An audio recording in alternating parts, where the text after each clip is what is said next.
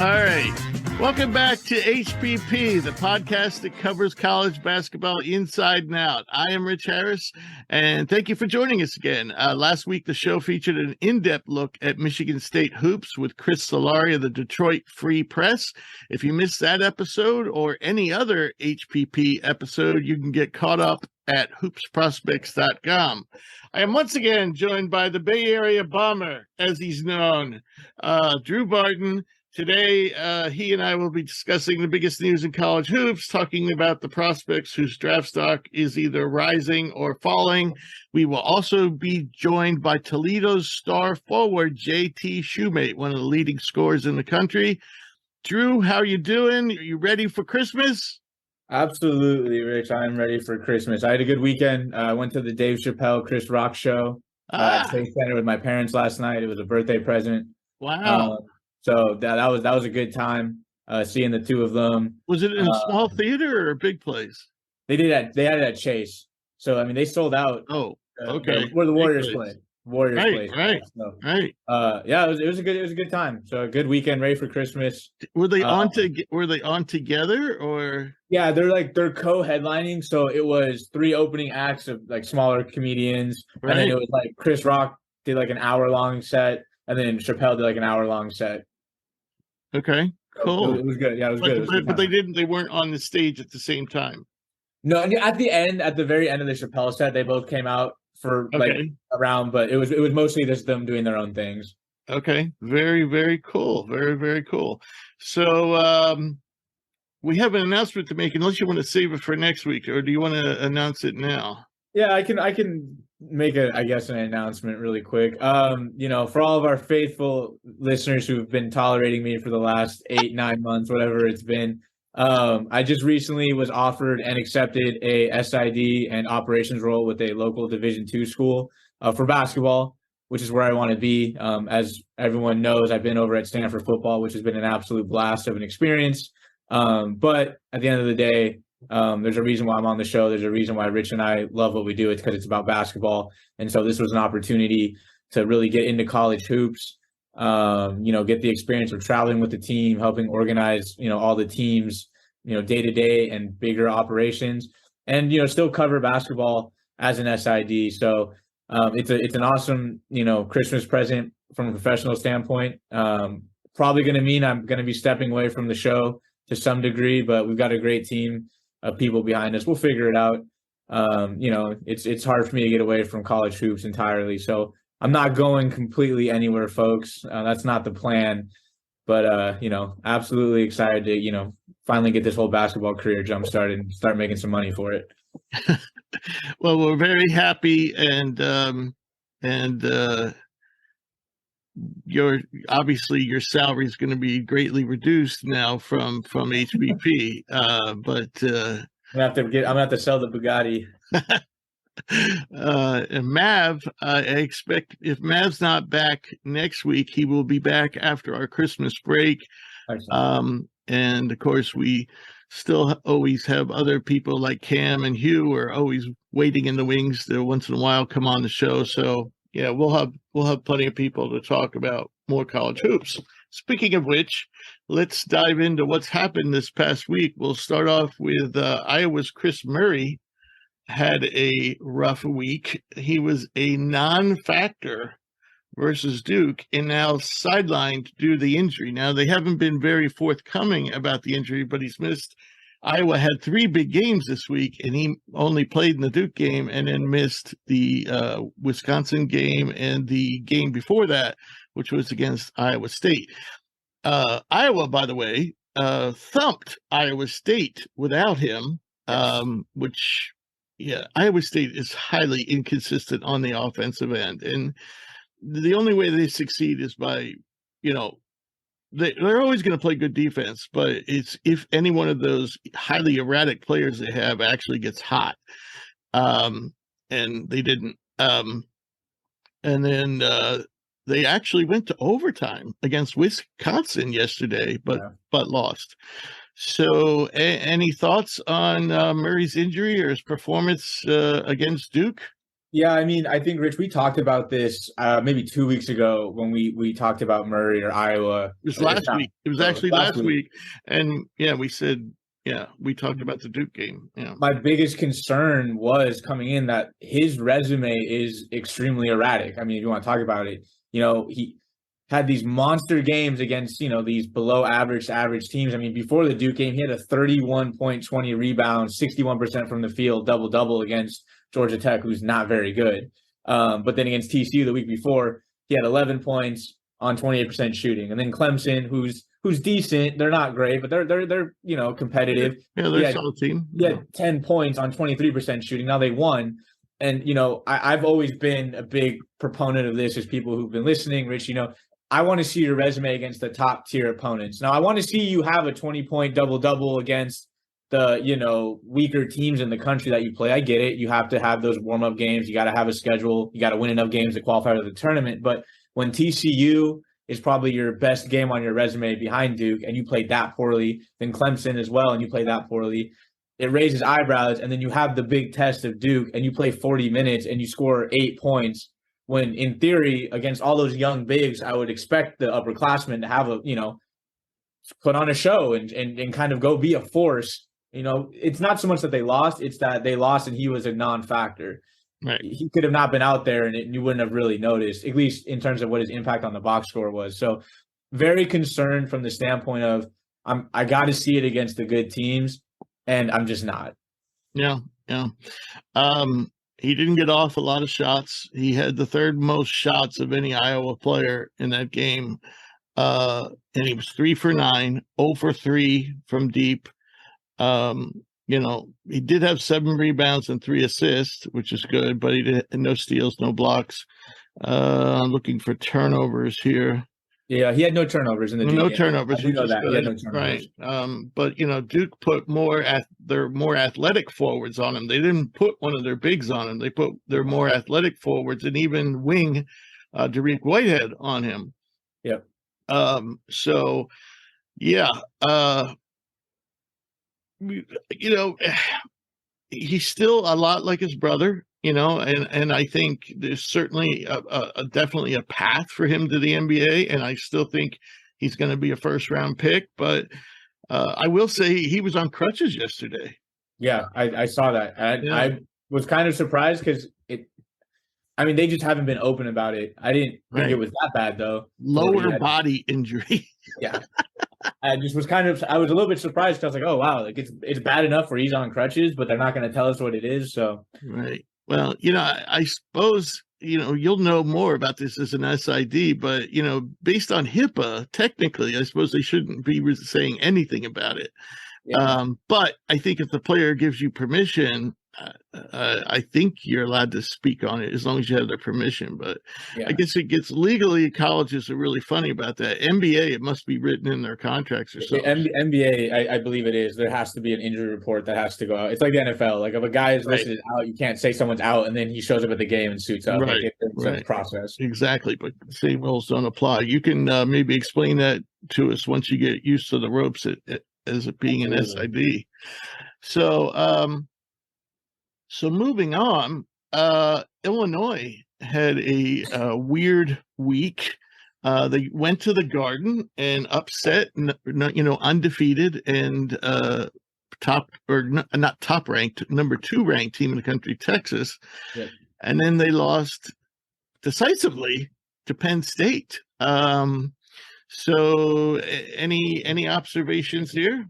I'm gonna give Illinois a pass on this one. I mean, it's definitely a bad look, but one thing I respect about them is they've played a very good schedule so far. They've matched against UCLA, Virginia, which was a relatively competitive game. They just came off a back-to-back matchup on the second against Maryland, which they lost, and then they had that overtime win against Texas.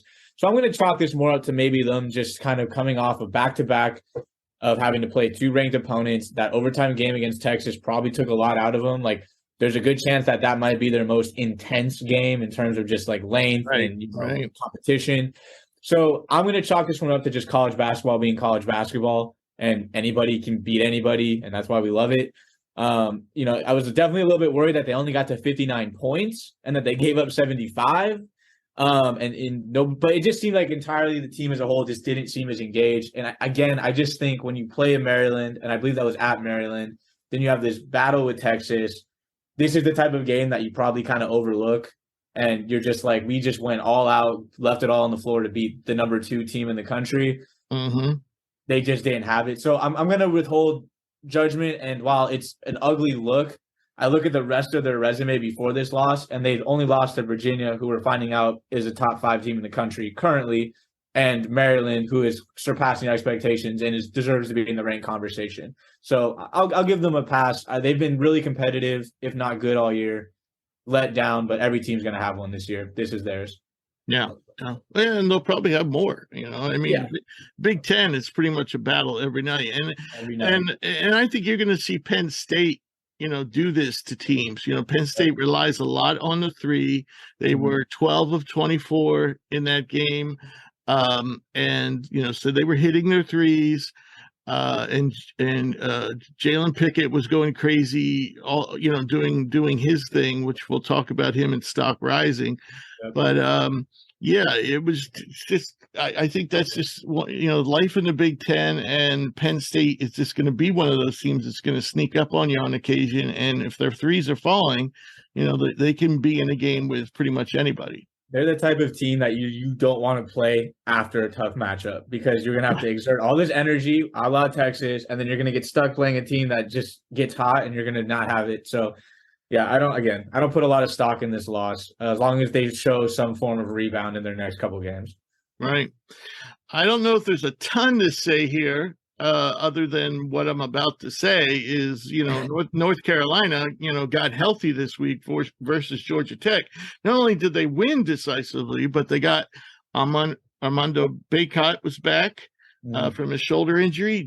Freshman Jalen Washington, one of the bigs that we were hoping they could, play when Bacot or Pete Nance, was in foul trouble or whatever. He made his debut.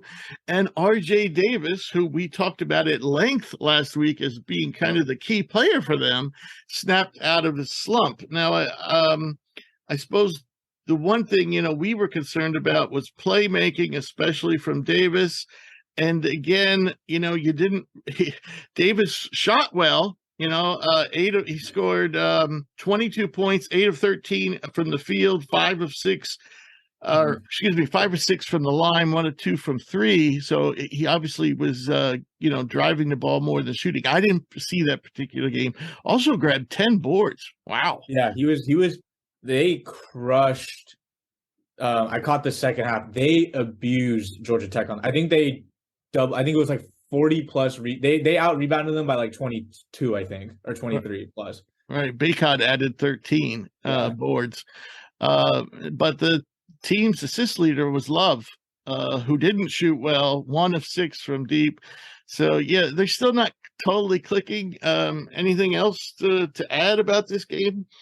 About their situation. I mean, they did snap their 4-game losing streak, which is obviously a positive. Right. They did what they're supposed to do, plus against a team that's not good. I watched a lot of Georgia Tech last year because I would watch a lot of Michael DeVoe and Jordan Usher, who I thought were just kind of interesting players. They were. So I'm familiar with the team. They weren't really good last year with those two, and now those guys are gone. They're definitely worse. So this outcome isn't surprising. They have the Citadel next, tomorrow, actually. They play tomorrow.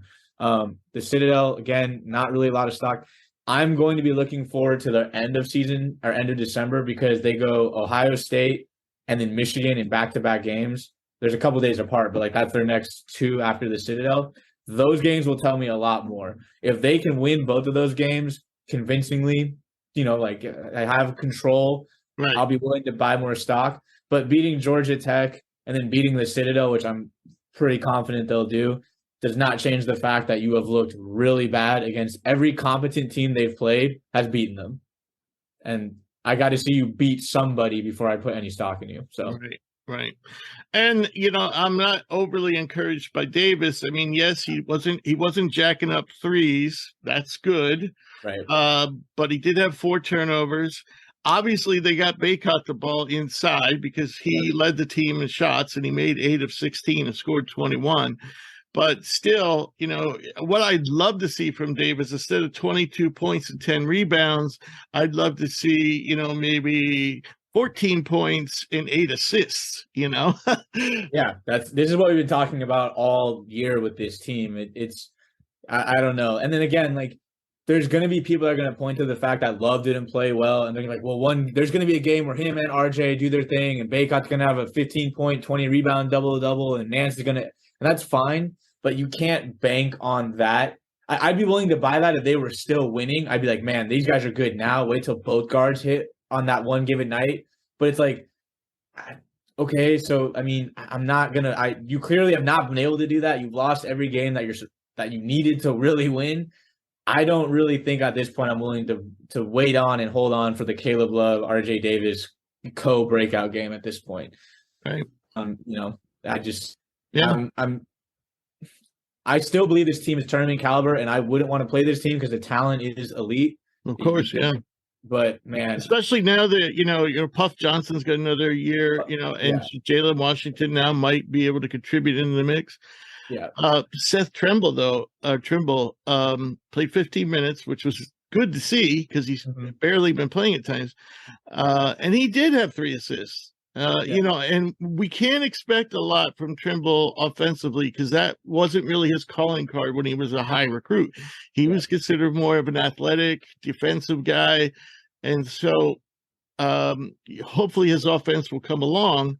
But he's really been dreadful there. But, I'm encouraged by the 3 assists. I mean, maybe the answer is at some point you have to you stagger an RJ and a Love situation. I don't think that I don't think Hubert Davis is going to give Trimble a lot of minutes unless he's forced to. Yeah, I don't know.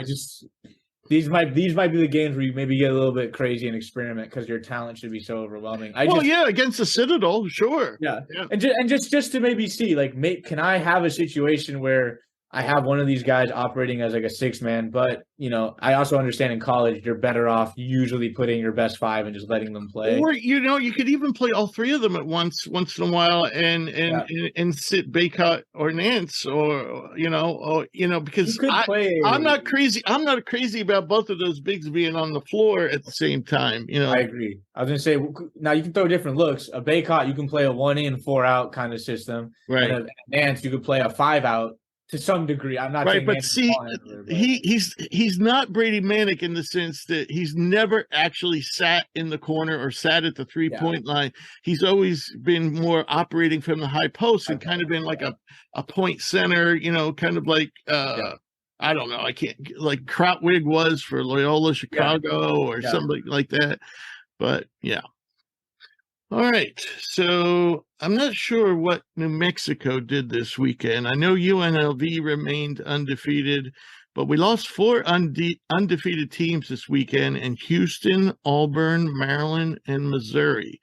So my question to you, Drew, is which of these teams is contenders, and are there any pretenders? So Houston remains a contender. I'm not going to take a team that lost to another top 10 team for their first loss of the season in a competitive game. I mean, they didn't get blown out. Right. I'm not going to, sit there and overreact. Houston is still very much so in the mix. This game does highlight the one problem, and this is a problem that a lot of the top defensive teams have. We talk about Iowa State, same kind of thing. Marcus Sasser was dreadful from the field. He was 2 for 11 from the field.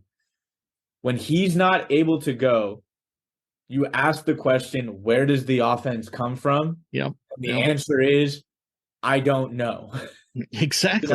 I know that Jamal Shed scored 20. 19. But he was 8 for 20 from the field. He was horribly inefficient. Right. And so you just worry. He's not really a scorer. Exactly. And the problem becomes if they do get into a shootout, if the defense kind of caves even just a little bit, can they keep up? And I've always said with a team like Houston, a team like Iowa State, it's always that race to 60. And Alabama got to 60 and then got over 60, and Houston just couldn't keep up. Now, this is a game where I could see them playing again, and Sasser just shoots 40% from the field, and they win. Not even an exceptional game. but it highlights the concern that they're going to have when they get in that tournament setting of like, can they put together a 5-6 game streak of scoring 70-ish, 65, 70 points while keeping the opposition, as the opposition gets more competitive, can they keep them at, 50, 60? So not really worried about Houston. Auburn, I'm going to go out here and say pretender. I haven't watched Auburn really at all this year, but looking at their schedule, they haven't played anybody. None of their wins I look at impressed me. Yeah, they had a very weak schedule. Yeah. I mean, it wasn't like Missouri's schedule, but we'll get to that. We'll get to them in a second. Very weak schedule. They lost pretty convincingly. Like, I saw a good chunk of that Memphis game, going back and watching. Memphis looked to be the better team. And if you ask me, unlike what the announcers were saying, Memphis is not a tournament team. Memphis, yeah. Mark this down. I'll buy anybody who wants a beer if Memphis makes the tournament. Nothing against Memphis. They're just not close to being as talented as they have been over the last 3 or 4 years. And I think they only made the tournament once over that stretch. When they had people like Wiseman, I know Wiseman only played 3 games, but when they had Durham and all those guys, I mean, even prior to Wiseman, or maybe it was Wiseman's class, they brought in a bunch of 4- and 5-star guys. Oh, yeah.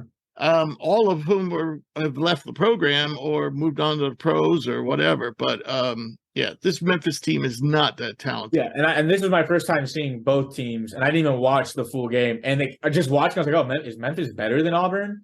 And they're not. Like, I'm going to take your word for it, Rich. They're definitely not. And so they're definitely pretenders. They're going to have a pretty tough stretch. They get Georgia State next, who I'm assuming that they'll beat. But then they've got USC, who's not a complete pushover. There's talent on that team. Washington has looked good in stretches. They were pretty competitive with my Gonzaga Bulldogs for about a half, and then the Zags pulled away, but they were at home. They get Florida, and then they get Arkansas. I mean, they're going to have some tough games coming up in the SEC. It's not going to be a cakewalk for them. So I think Auburn's a pretender.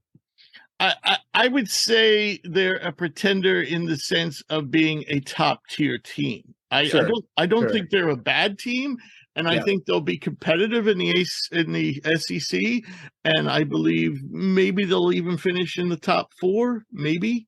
But in terms of being like a Final Four team, or even Elite 8, maybe Sweet 16, maybe but they will be in the field. Let's put that way. If the ball bounces their way, I could see them making a run. But from what I saw, that's a team that their floor is they can get bounced in the first round. Right. That's their floor. Yeah. Yes. Agreed. And we'll talk about that more later when we talk about stock falling and why Auburn has some trouble. So next is a team that was somewhat tested and already has some good wins, but that's Maryland, and they lost the ugliest game. Oh, by the way, it's not Tennessee's home court because they played that game in Brooklyn, and Tennessee still couldn't shoot straight. I couldn't believe how many bunnies both teams, especially Tennessee. Tennessee missed bunny after bunny the first. I didn't watch this one. Was it? Oh my God, you're thankful. Oh, I mean, layups, runners, 10-foot jumpers. Vescovi again, 2 of 11, or Vescovi, excuse me, 2 of 11 from the field. Jesus. Again. And they won. Because Maryland really couldn't get anything going inside because Tennessee does play great defense. Yep. And Maryland just doesn't have as many talented pieces. But I still think, again, good team. I think they have the potential to finish in the top 4 in the Big Ten, but I don't think they're going to win the Big Ten. I think their ceiling is going to be in this 25 to 20 range when we're talking AP polls throughout the season. And again, this is a team that could totally win a game or 2 in the tournament. And I look at Wisconsin, and people are going to look at the Tennessee game. Wisconsin's got a good resume too. So they've lost. Wisconsin keeps winning. Yeah, I mean, if you look, they beat Dayton back when myself included thought Dayton had some sleeper potential. That pick is way out the window. They took Kansas to overtime and lost by 1. They handily beat USC. They beat Marquette, who had crushed Baylor. And then they and so I mean, and then they obviously beat Maryland. And they Marquette just just handled Notre Dame too, by the way. Yeah. And so I think I'm gonna give Maryland credit. I think that, you know, they've played a tough schedule. They've surpassed expectations. This is another team in that Auburn situation where, like, I don't think that their ceiling is super high, but this is a tournament team. I think 25 to 20 is their range. They do have some good wins on that resume. They beat Illinois. They beat Miami, who I think is a team that is still trying to figure it out, but is loaded with talent. I think Miami has the potential to be really good again this year. I'm not out of stock. You played a good Wisconsin team and you played Tennessee. You know, it sucks that you lose 2 in a row. And I know they have UCLA next. I know that's their next game. So they're playing a tough schedule. And I think they'll be fine. Yeah. All right. How about Missouri, who just really played no one and got their head handed to them by Kansas? I mean, this is, out of all the teams we looked at, by far the fakest pretender, whatever you want to call them. Yeah. By far. I'm very low on Kansas. Just overall, good team, sure, but, like, I mean, Rich, we've talked about it. They're still hanging on to a top 10 seeding. I just don't see it. That team is Jalen Wilson and Grady Dick or bust, week in and week out, game in and game out. And the fact that they dropped Missouri by 30, and then I'm looking at home, a packed arena. Yeah, they get UCF, who I'm not familiar with, so I'll take Missouri, I guess. UCF is okay, but they're not tournament team. Yeah.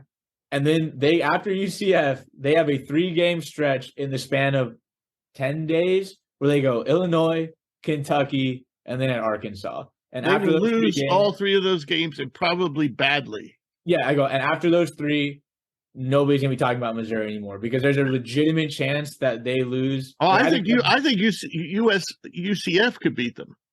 Yeah. So let's say that they could very realistically lose 5 in a row, and 3 of those next 4 or 3 of those 5 all be by 20 plus. Yeah. And I wouldn't be shocked. You know what I was shocked by is how bad they are. Yeah. I mean, this is a team that can't shoot straight. I mean, we're talking air balls. Yeah. It was a team that couldn't defend. Just total defensive lapses all over the place. This is a team that's supposed to be a run and gun team, and they couldn't punch their way out of a paper bag on offense. And then you have, to me, their best player, arguably their best player, Isiaih Mosley, sat on the bench the entire game. And in fact, the announcer said, now, I don't know why or how this could be, but the announcer said he didn't even practice the day before, even though he's healthy. They held him out. Why do you hold a guy out of practice? I never heard of such a thing. I get a game if there's some sort of disciplinary thing, but a practice, that, I don't know. That seems a little off. See, Dennis Gates, he comes from Cleveland State, and he brought a lot of his boys with him. And I think I don't know the timeline, but I'm pretty sure Isiaih Mosley committed before Gates was picked as the coach. That'll do it. So he thought he was coming to a different program. And then you have the coach who brings all his boys from Cleveland State. And by the way, Missouri did look like Cleveland State playing Kansas on Saturday. And so now keep in mind, I mentioned this before on a previous show. I know Isiaih Mosley had some trouble with his coach at Missouri State. Now, Isiaih is a gunner. He's a shooter. He's a chucker. And so he's the type of guy that you have to rein in once in a while and say, whoa, you have 4 other teammates. Okay. Yeah. But he's ultra talented. And I'm telling you, he's more talented than anybody on that roster. Even in prior games, he played only like 6 minutes the game prior. And this is when they're playing nobody. This team, Kobe Brown is not bad on Missouri, one of their big men. And maybe they'll win some games if they get Mosley going, and we give them a legitimate score. But otherwise, this team's headed to the bottom of the SEC. Not the very bottom, because there might be like South Carolina might beat them there, but yeah, they're bad. Yeah. All right. So staying with the SEC, we're going to talk about the Razorbacks, and they won 2 games this week. One was a close call against North Carolina Wilmington, and in that game, Trevin Brazile suffered a non-contact ACL injury. His knee just collapsed. It was so sad to see because, we've talked about this before. Arkansas, with him, had to be probably the most athletic and exciting team in the country. Now, they still might carry that moniker, and they still might, still have tons of athleticism, but Brazile just added to it. And he was one of the few, bigs on that team. He gave them the capability of playing small ball with him, like at the center, and their other bigs aren't close to his athleticism. So I feel bad, of course, for the young man. I feel bad for Arkansas. Question is, they beat Oklahoma pretty convincingly without him. Is this team still a top 10 team? I think this team definitely deserves to still be considered a top 10 team until further notice. I think even talent-wise, without him, you could still make the argument there's a top 10 talent with those 3 freshmen. You still have Council, who's been playing well. I mean, he just had 26 against Oklahoma. So I'm not out on this team at all in the standpoint of the talent. Where I'm concerned is come the tournament. Because, again, we see it time and time again, those super freshman teams where the freshmen have to carry the load. At some point, they run into the veteran-laden squad. The moment gets too big, and that's where the problems happen. I think over the course of, they've played, I think, 10 games. So they'll probably play another 20, another 18, 20 games left. Over the course, the talent's going to, be able to, over that long of a period of time, the talent will win out. So that's where my concern is. Because what I love about Arkansas, and I know we're talking potentially updated Final Four picks, I was going to probably have Arkansas there because they had the 3 freshmen, but you had a sophomore in Brazile. You had is Council a junior or senior? I think he's a senior. Senior. So you had an upperclassman, you had a sophomore who's been there, done that, knocked off the Zags. Like you had a nice little balance of like 3 freshmen who all you really need is 1 or 2 to really. And you also have, by the way, Deontay Davis has returned to the team, so he's back. The Mitchell twins have experience, so there's plenty of experience on the team too. And that's why I really like this team because you have 2 kind of like top tier players that are a little bit more veteran, proven, and then you have 3 freshmen that can come in and be dynamic, and then you surround them with good pieces. So I still think this team's a top 10 team.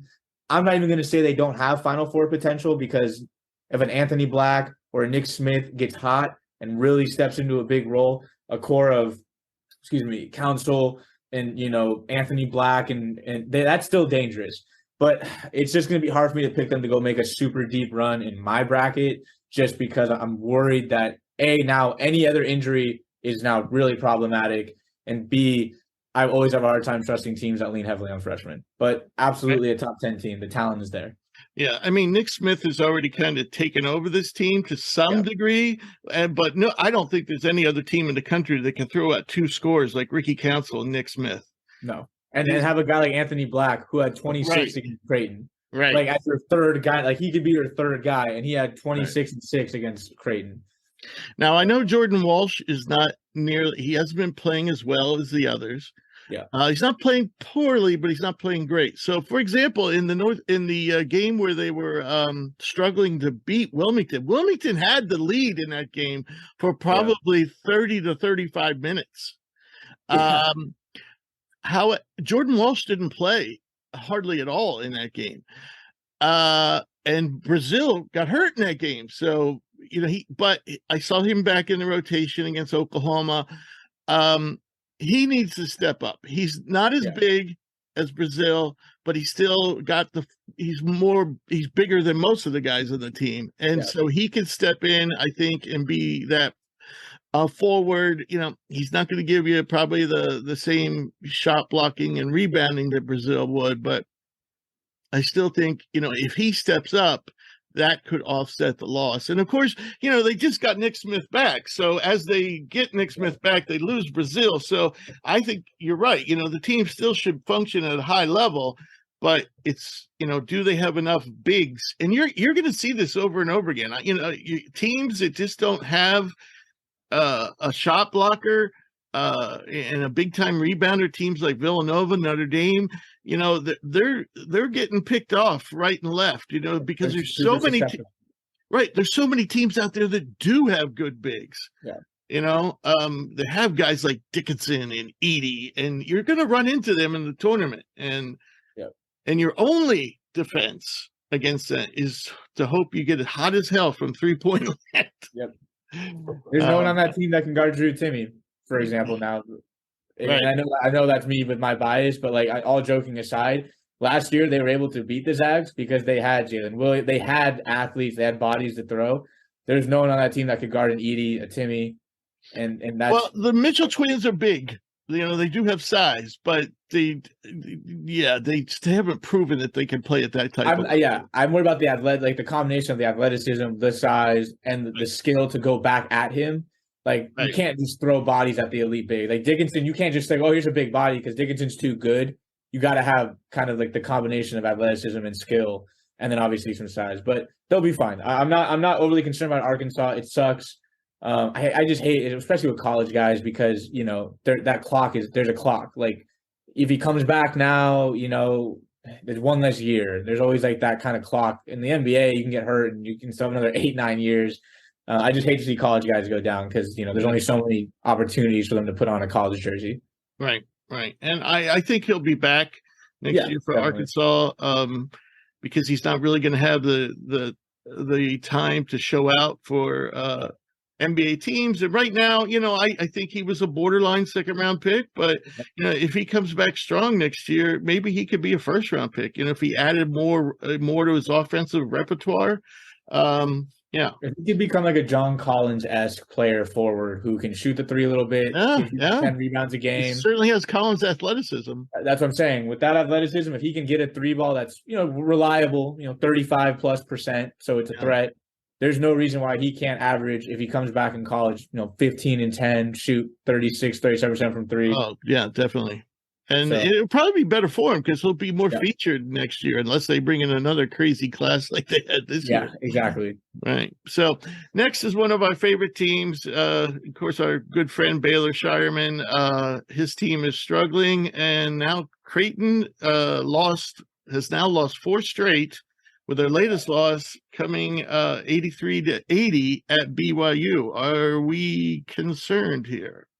Yeah, I mean, you kind of have to be. I think when you lose 4 in a row, I was one of the people who, after the Arizona and Texas losses, was not really, ringing any sirens, because they lost by 1 possession to Arizona, could have easily won that game, and 2 possessions to Texas could have won that game, and Texas is brutal to play at.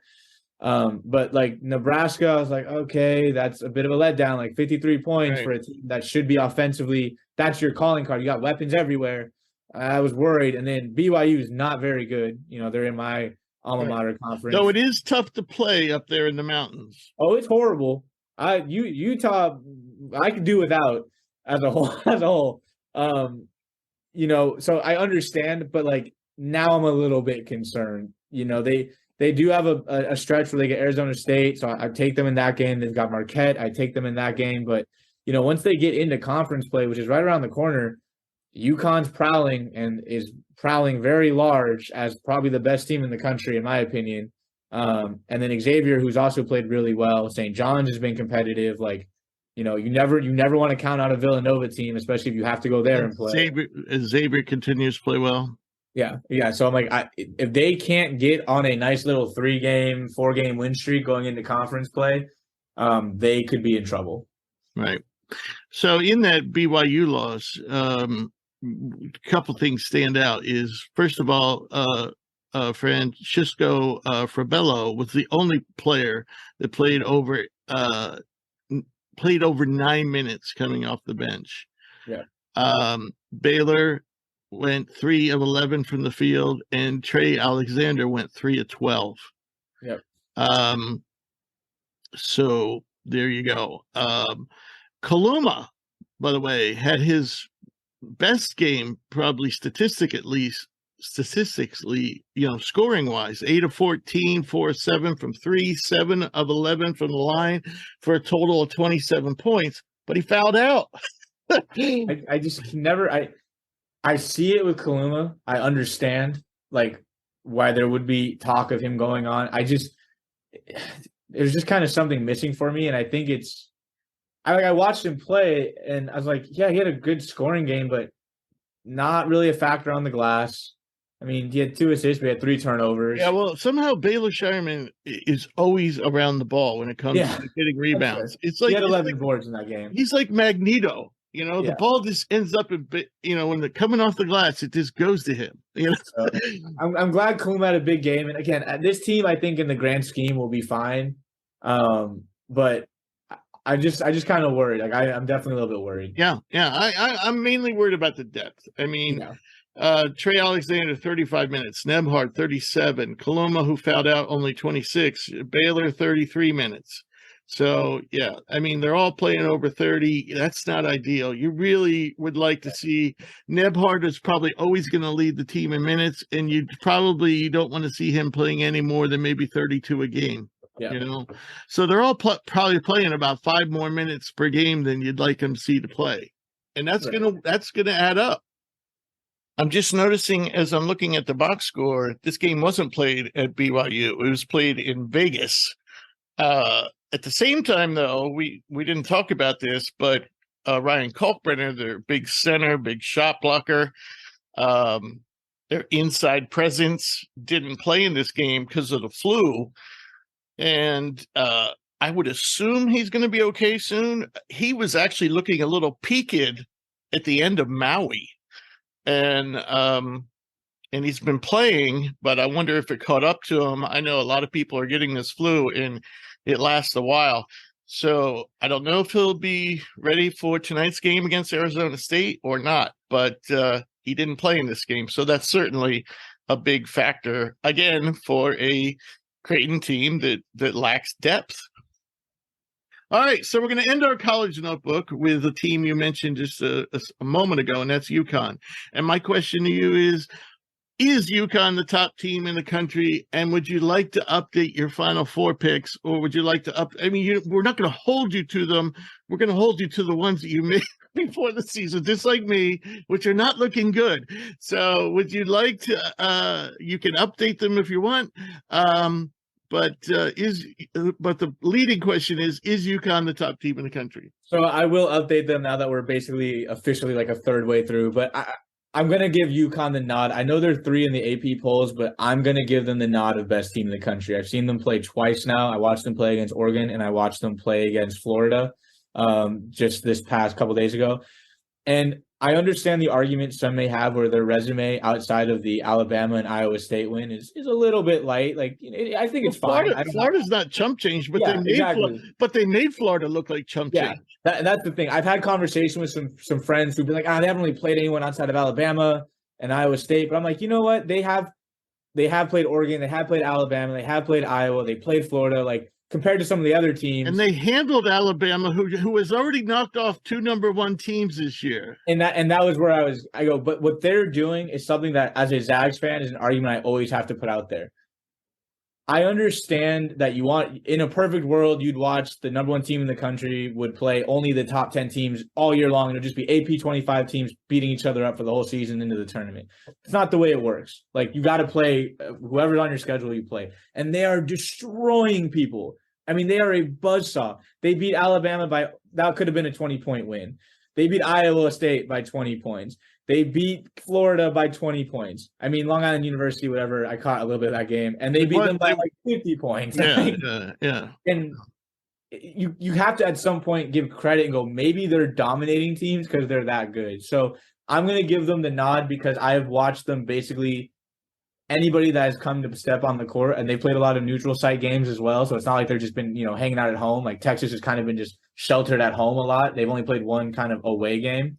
Or 2, I guess now, and they've dominated everybody. So absolutely, UConn I think should be number 1. I understand why I think it's Purdue, and I think Virginia's 2. I get why as well, but yeah, Who's number one? I think Purdue's number one still. Okay. I think it's Purdue, Virginia, and then UConn, I believe. I know Virginia's two, but I think Purdue's number one. Okay. So how about your updated Final Four? So updated Final Four as it stands, I would go UConn's going to be in there because I did just call them the best team in the country. I am going to still stick with my Houston pick. I know they dropped like 4 spots after their loss, but there's something about March and Kelvin Sampson that just gets me hyped up, and I think that team, as long as they stay healthy, they're going to be fine. I really like what I've seen from Virginia, so I'm going to throw Virginia in there. And, man,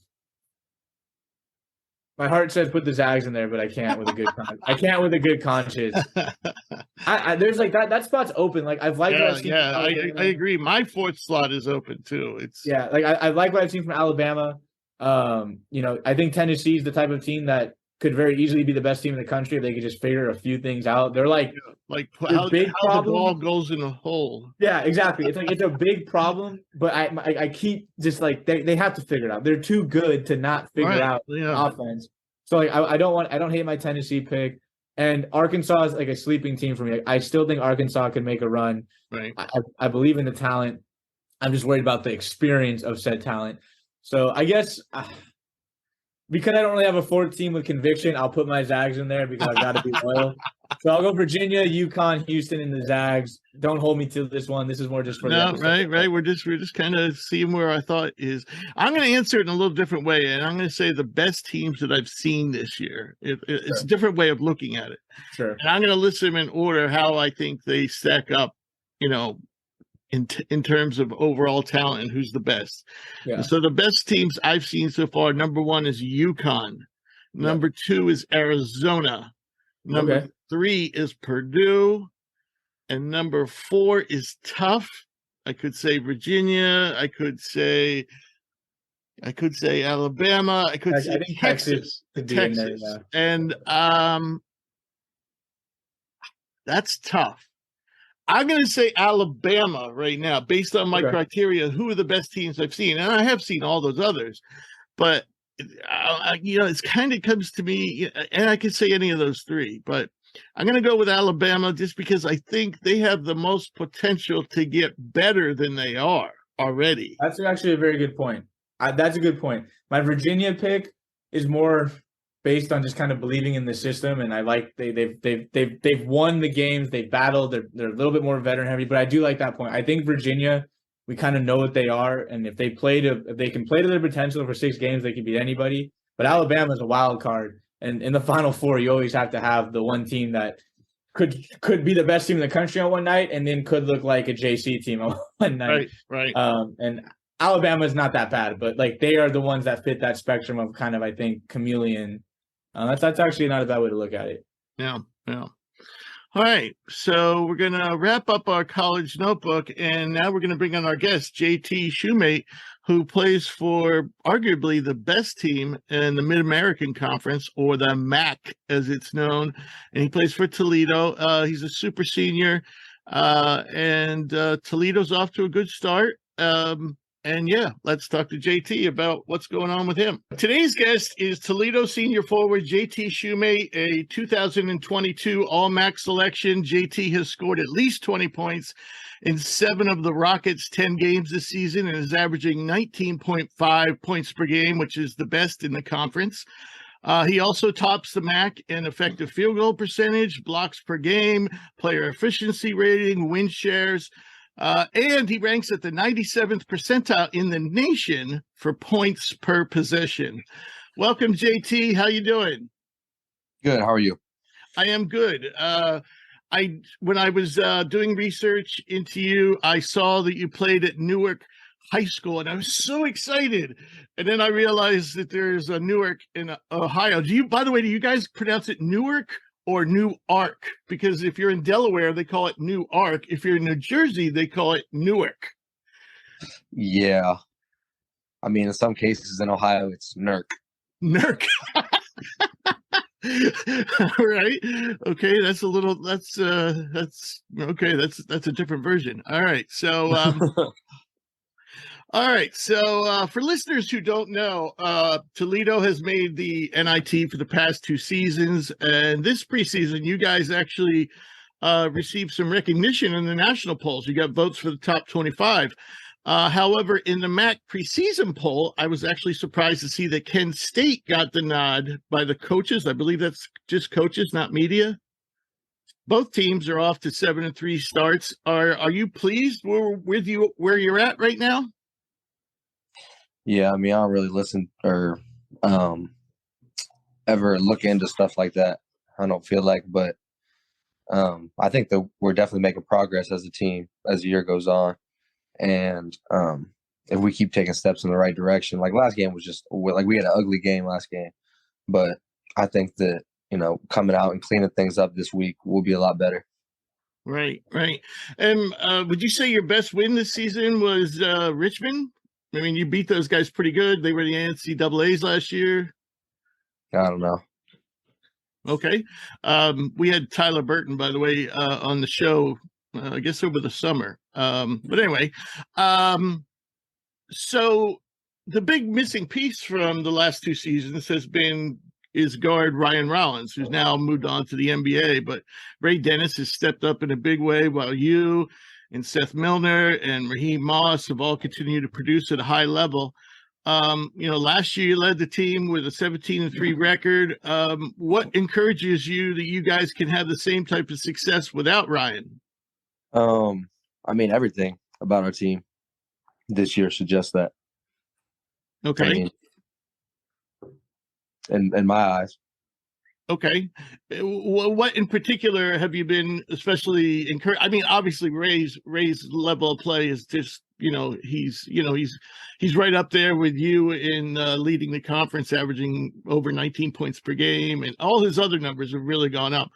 But other than that, have you seen you think the other players have also, or the new additions, is there anybody who's been a pleasant surprise, or you're at least going to be able to fill that gap that's left by Ryan's absence?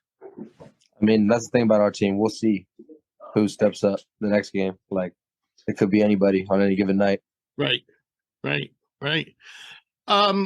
So your offense, to me, it seems, you're not post oriented. I mean, obviously you score in the post and you're very good at it, but it seems to be more of a motion-oriented offense where anybody at any given time could be in the paint, and sometimes you guys go 5 out. Is that a good way to describe your offense? How would you describe it? I would describe it as flow. Right. A lot of cutting, a lot of motion. Mm-hmm. Right. So last year, you were one of the top shooters in the country, ranked at the 99th percentile for points per possession as a jump shooter. You also excelled in the pick and roll. Would you say shooting is your biggest strength, and how did you develop such a nice touch?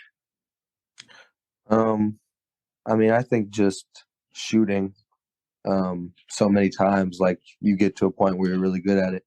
So if you just keep getting a lot of reps up, but other than that, there's really no way to become a great shooter. Right. Were you always one of the taller kids when you were growing up, or? Not really. I leveled out kind of in middle school, and then ended up growing a lot, like before my junior year of high school. I went from like 6'2" to 6'6" in the summer.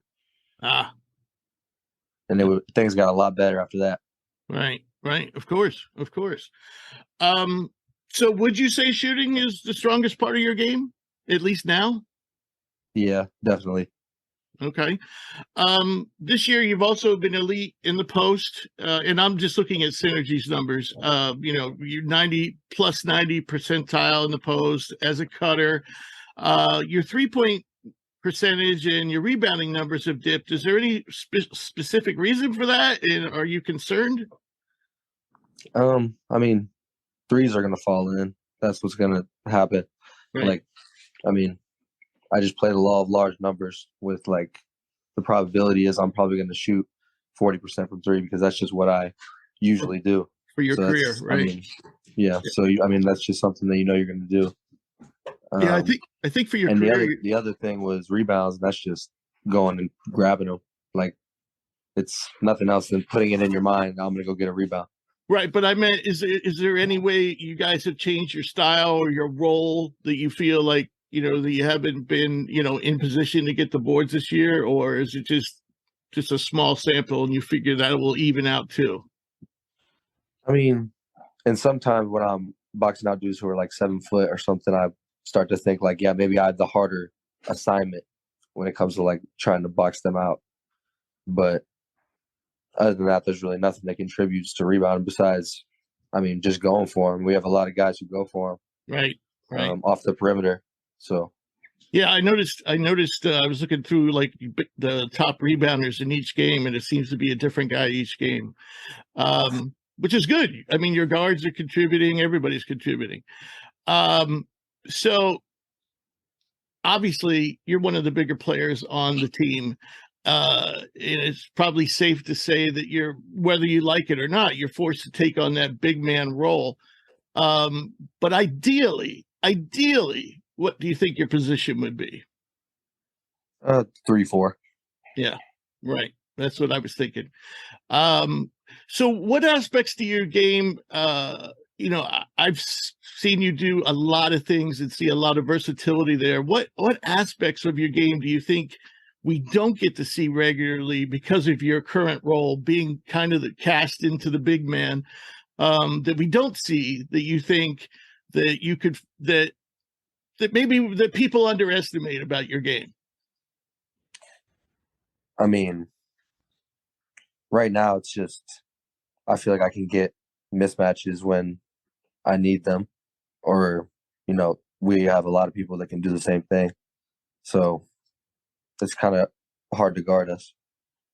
Right.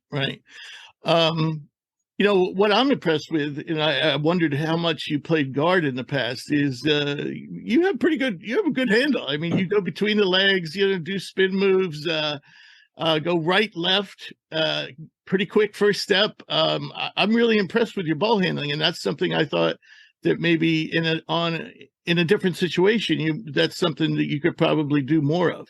Would you agree or disagree? Yeah, I probably could. Yeah. Okay. Did you ever play guard? Yeah. Okay. What areas would you, from now to the end of the season, are there any particular things where you say, man, I got to get better at this?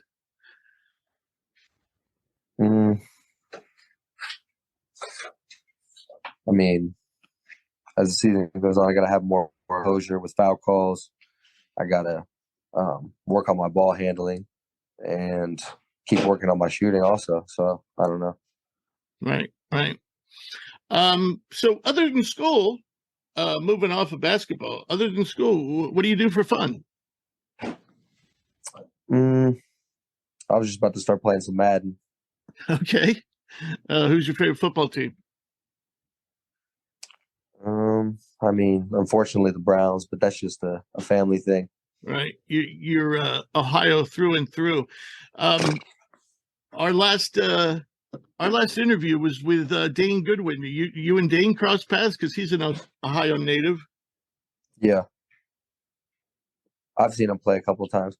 We didn't never play against each other or with each other, but okay. I just know of him. Right.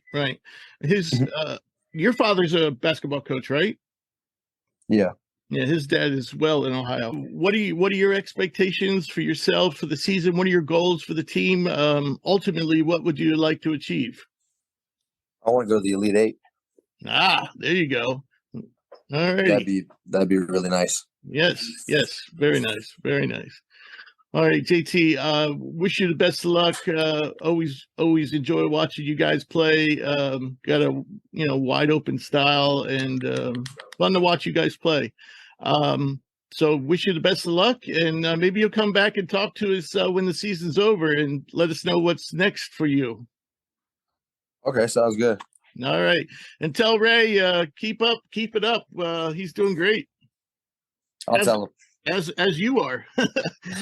I'll tell him. All right, JT, Thanks. take care and enjoy the rest of the season, buddy. Yep. Thank you. All right, Appreciate bye-bye. it. Thank you. So it was great to have JT on the show, and we'll definitely be watching him as the season goes on, and hopefully he'll come back and join us. So now let's move on to our draft stock report, and we're going to pick up kind of where Drew and I left off talking about Connecticut, and we're going to talk about two of their guys. And two of their guys, I think, have been the reason. I think there are certain players. Well, you know what? I don't even know if I can say what I was about to say. I was going to say there's certain players we knew we were going to get from, but even Sanogo is playing better than he did last year. Yeah, I didn't see this from Sanogo. Sanogo wasn't really on my radar. Calcaterra was like a no-name, recruit. Yeah. I'm sorry to cut you off on Sanogo, by the way. Oh, no, you're good. Sanogo wasn't on my radar, and now he's like a player of the year candidate, right. In that discussion. Exactly. So, and even Alex Caravan, he was like a top 100 recruit, but, nobody was really talking about him. But the two guys that have really stood out to me that are pushing this team to an elite level is sophomore Jordan Hawkins and freshman Donovan Clingan. And they are just, Clingan 7'2", hit shooting better than 75% from the field. He's only playing 15 minutes a game, and he's blocking 2.1 blocks per game and 7 rebounds per game in 15 minutes. Yeah. These two, and we'll group them together. And if I mind, I'll just throw out a couple statistics about Hawkins, who started off slow, and he was injured too, but he is now I'm going to keep on saying it. I think he has the prettiest shot in college basketball, and he's shooting 43% from deep on 7.6 threes per game. So that's all I want to add. No, and that's what these two give you. I mean, with Donovan and Sanogo, you have legitimate size that can punish you inside as high efficient, solid rebounding, rim protection. And in college basketball, those are must-haves. We talked about teams that don't have bigs. Well, this team has two of them. And this is a freshman who's 7'2", is playing 15 minutes a game. So not only does it give you that safety blanket of like, if, God forbid something were to happen, we have a reliable, backup. And when he does play, he's out there punishing teams. And then I think with Hawkins, you look at his stats, and his shooting percentage has actually the last couple of games been pretty sharp, but he started off slow. But his 3-point shooting combined with Calcaterra is like elite. I mean, you have one guy shooting 43. If I told you there's a guy shooting 43% from three on what was it, Rich? Like 7 attempts a game? Close to 8, yeah. Yeah. You'd be like, oh, that's really good. Well, if I told you they had another guy shooting 57% from three, and he's taking, I think he's about the same in terms of 3.5 a game. I thought he was a few more than that. But it's like, it's elite floor spacing. It's elite size. And in college basketball, you can't really ask for more than having the ability to also shoot and then also dump the ball down low and play with bigs. Because that's what you see a lot of times in college. Like you had said, you see teams that don't have the dominating big. They rely on the 3 ball to try to catch you with their pants down and shoot you out of the gym. And then the teams that have the reliable big or two, they usually play through them, a la Hunter Dickinson, even a Drew Timme, a Zach Edey. They're playing through those guys. And, it's a little bit more inside-outside game. These guys can kill you either way. And yes, I believe it still stems from Sanogo is the driving force. But like they could even play Clingan and Sanogo together because Sanogo has expanded his game. He's shooting. I think 36%. He looks more mobile. He looks more athletic this year, and he's shooting from the outside. 37% from three, and I mean I think he's only taking maybe 1, 2. I think he's taking like 2 attempts a game, close to 2, yeah. But it's like that. It's just enough. I mean, as much as I love Timme, if Timme was shooting 2 threes a game and hitting them at 35%, give or take. Yeah. The Zags' entire offense would open up that much more. And it just goes to show that, this team's legit. And, I'm pretty confident that 56% 3-point percentage will come down at some point. But, I mean, these two have really impressed me. And I'll be honest, these are two guys that weren't – we talked about Sanogo not being on my radar. Hawkins and Donovan weren't on my radar at all. I mean, I was aware of who Donovan was because 7'2" freshman, like you kind of, word travels. But I mean, he's playing like one of the best centers in college basketball, and he's doing it in 15 minutes a game. Imagine what his, per 30-minute per game averages are. Right. I think these two are legit, and they're a big reason why I think UConn's the best team in the country. Yep. So then we're going to talk about two more players on the same team, and one of the teams I just said were one of the best teams in the country, and that's Alabama's Jaden Bradley and Noah Clowney, both of whom are freshmen, both who were key in the win over Houston. Bradley, I believe, was a McDonald's All-American and a top 25 recruit. Clowney was a top 100 guy, but he was more like around 75. I don't think anybody expected what they're getting from him. And he's like 6'10". He's a little bit on the lanky side, but he's showing the ability to hit threes. Believe it or not, he's taken almost 4 a game. He's only hitting 27% and not shooting great from the foul line. But He's also in 23 minutes a game, adding 8.3 rebounds a game and 1.3 blocks. And he was just kind of like making plays all over the court in the win against Houston.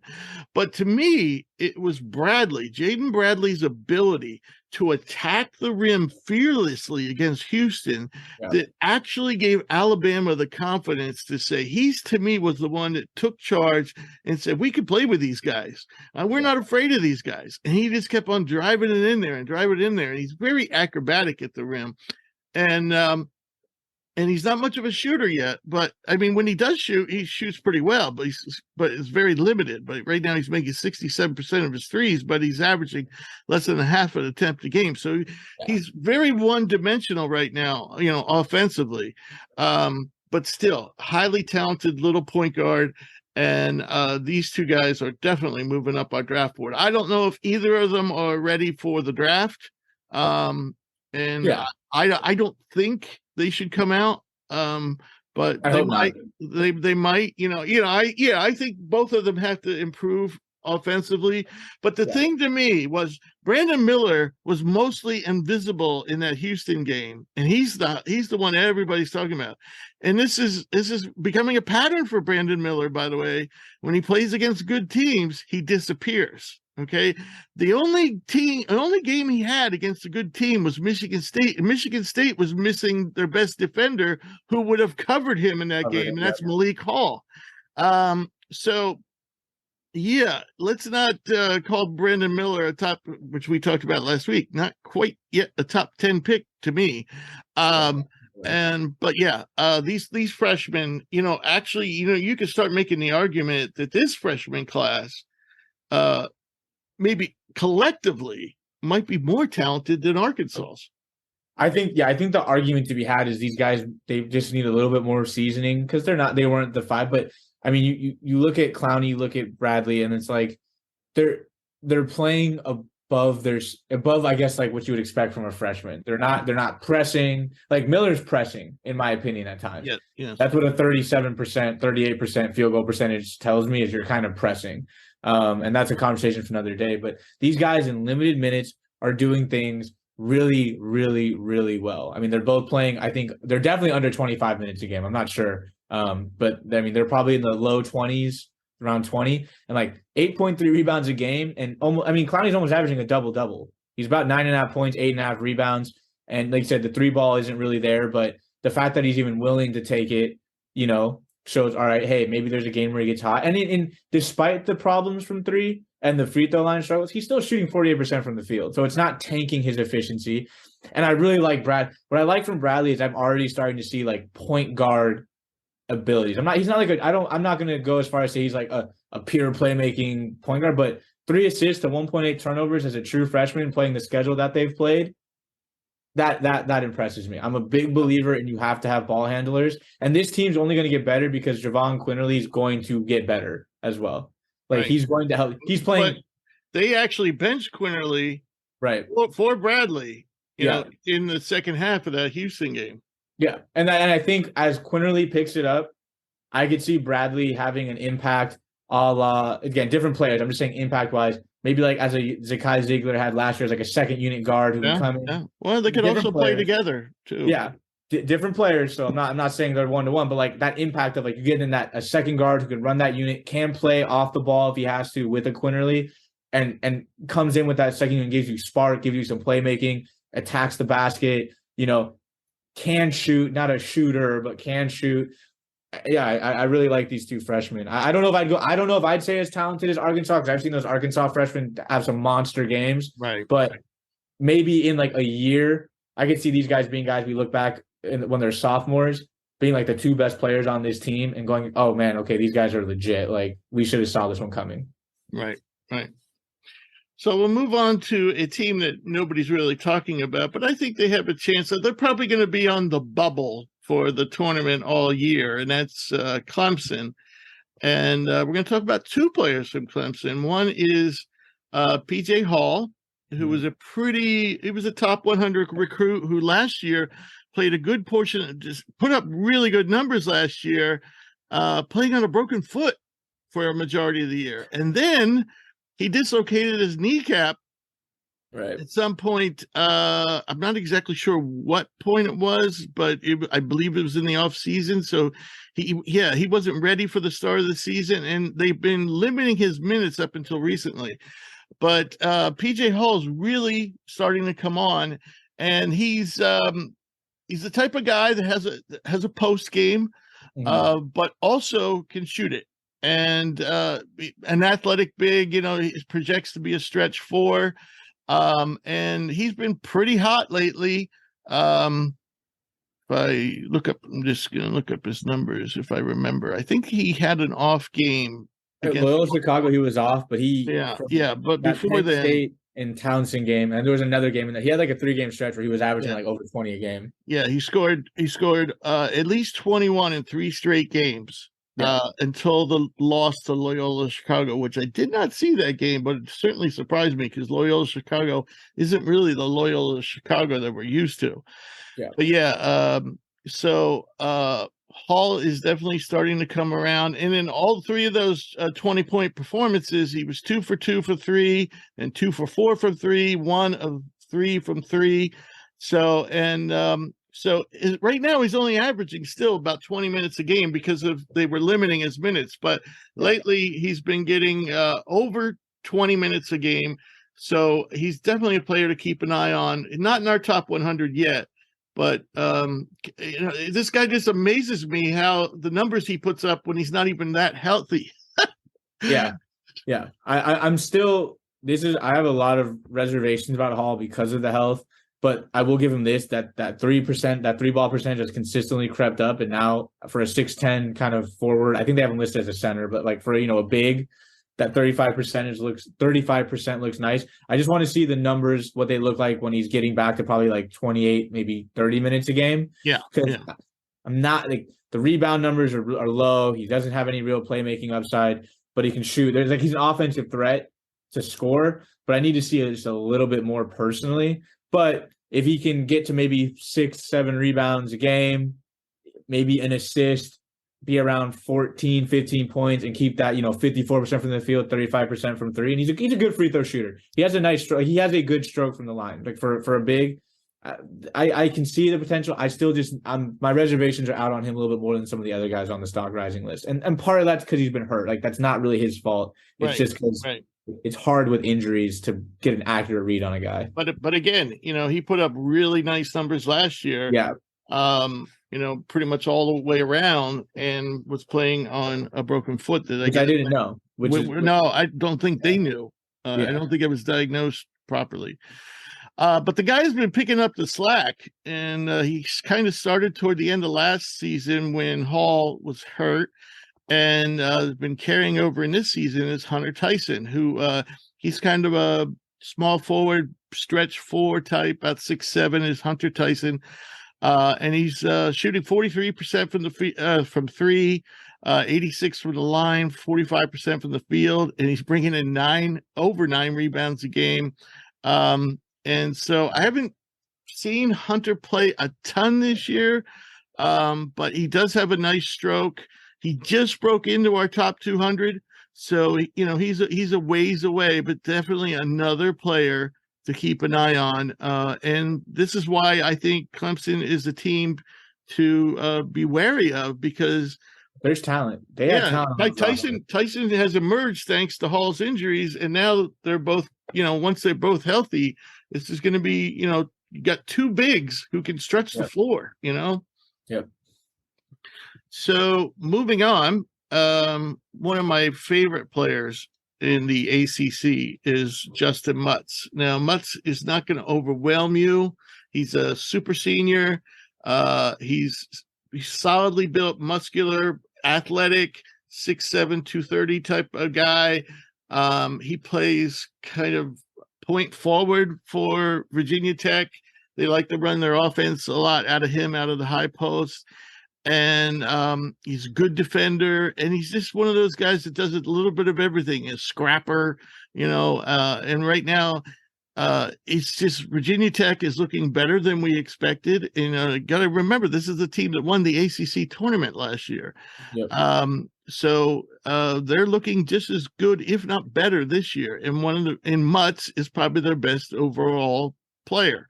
And this year he's averaging 61% from the floor, 46% from three, over 8 rebounds a game, close to 4 assists a game, close to 2 steals a game, close to 1 block a game. So, like I said, this is a stat sheet stuffer, but he's not a prolific scorer. 13 points a game. He'll give you 20 on some nights, but they have a lot of guys on this team that can score. Nobody is a star on Virginia Tech, but they have a lot of good players. And he's probably the best of the bunch. I've only seen him in one game, and my one introduction to him, at least this year, was when he absolutely destroyed North Carolina and dropped 30 on them, and they had no answer for him. So I can't really give a fair critique of his game because I probably saw him play his best game ever. He was. I think he was the main reason why they won the NCAA or the ACC tournament. I don't remember him from last year's team. Yeah. But no, that was my only game that I watched him play, and he was an absolute force in that game. So I don't have too much to add because I'm not familiar with the more highs and lows of his game. But man, this guy. The one thing I will say, the way he looked physically though. That was something that caught my eye. Was there was a physical, again, he's probably legit 230. Yeah, and he's muscular. He's muscular. He has a man body, which did kind of catch my eye. And again, it helps when you drop 30 on a team that was one game away from winning the national championship last year. Right. All right. So this is our first player, Matthew Meyer, is the first player to have the honor to be on both our stock falling and stock rising list, and this may not end because that's the way Matthew plays. Yeah. And we had to move him up a little bit because he looked like the second coming of Larry Bird against Texas, at least in the first half.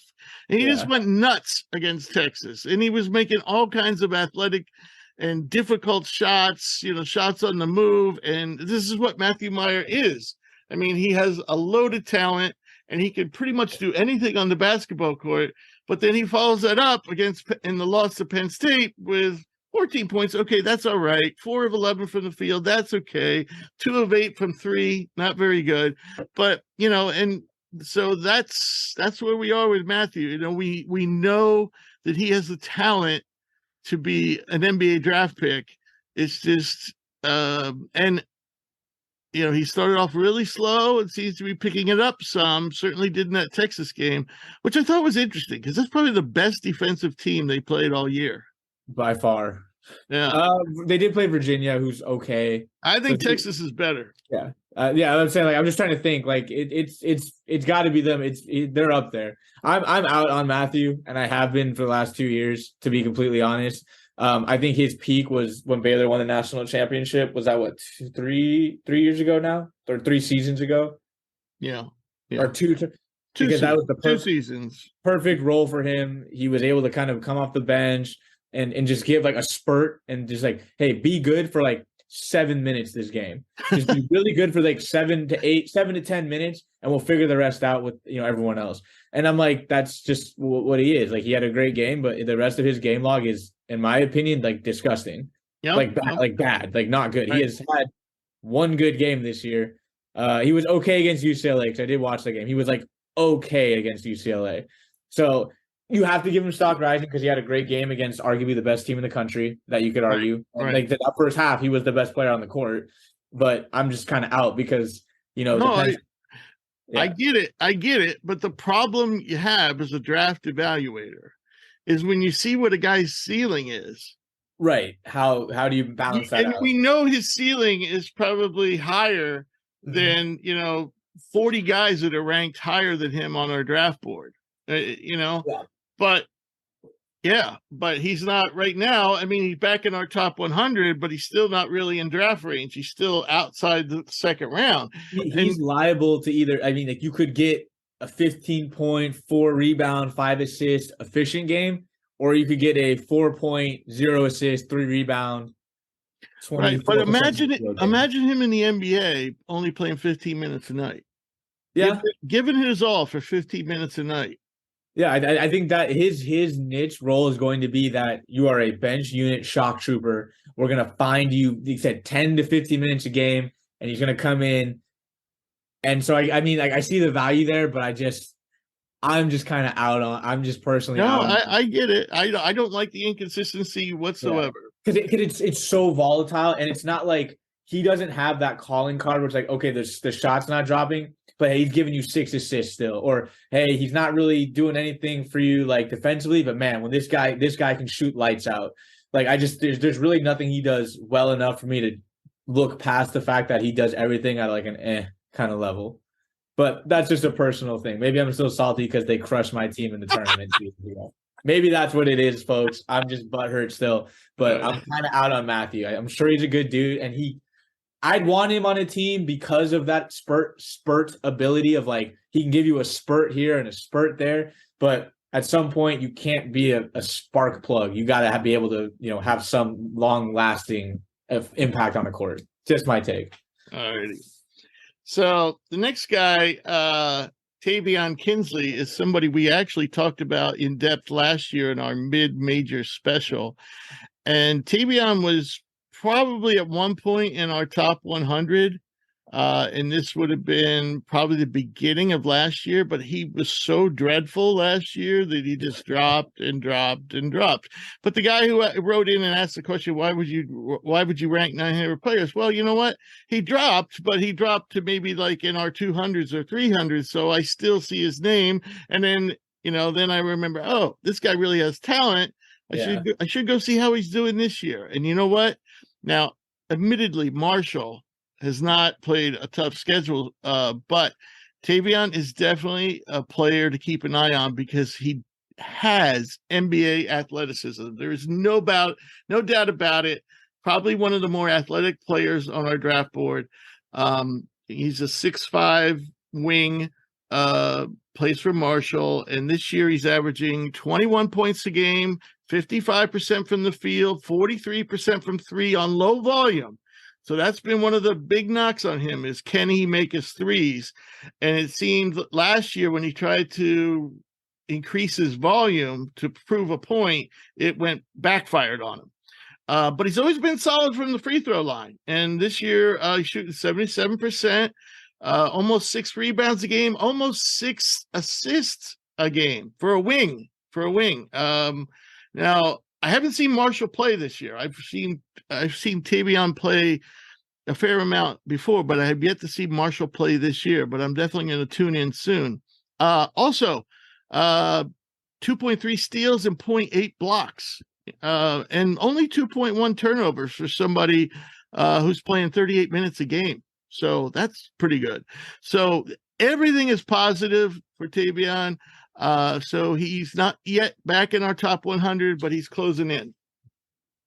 I haven't seen Tavion play full transparency. I'm not familiar with Marshall, so right. Take your word for it. I mean, I just looked up his stats. The he is putting up numbers, that's for sure. Yeah, and he's definitely an NBA athlete. He's one of those highlight reel players. Right. All right, here's a guy you are familiar with who, the more and more I watch him, the more and more I'm thinking, you know what, this guy might be the best player on University of Miami. That's going to go there. At least in terms of NBA potential. You know what I'm saying? I mean, he might not I was going to say, he's got the size at 6'6", 6'7". He's their best player on Miami right now, who I just looked, just crept into the 25 spot. And while there's still been that inconsistency from what I projected, what I'm sure a lot of people projected to be their two best players in terms of Nigel Pack and Isaiah Wong, man, Jordan's been just steady.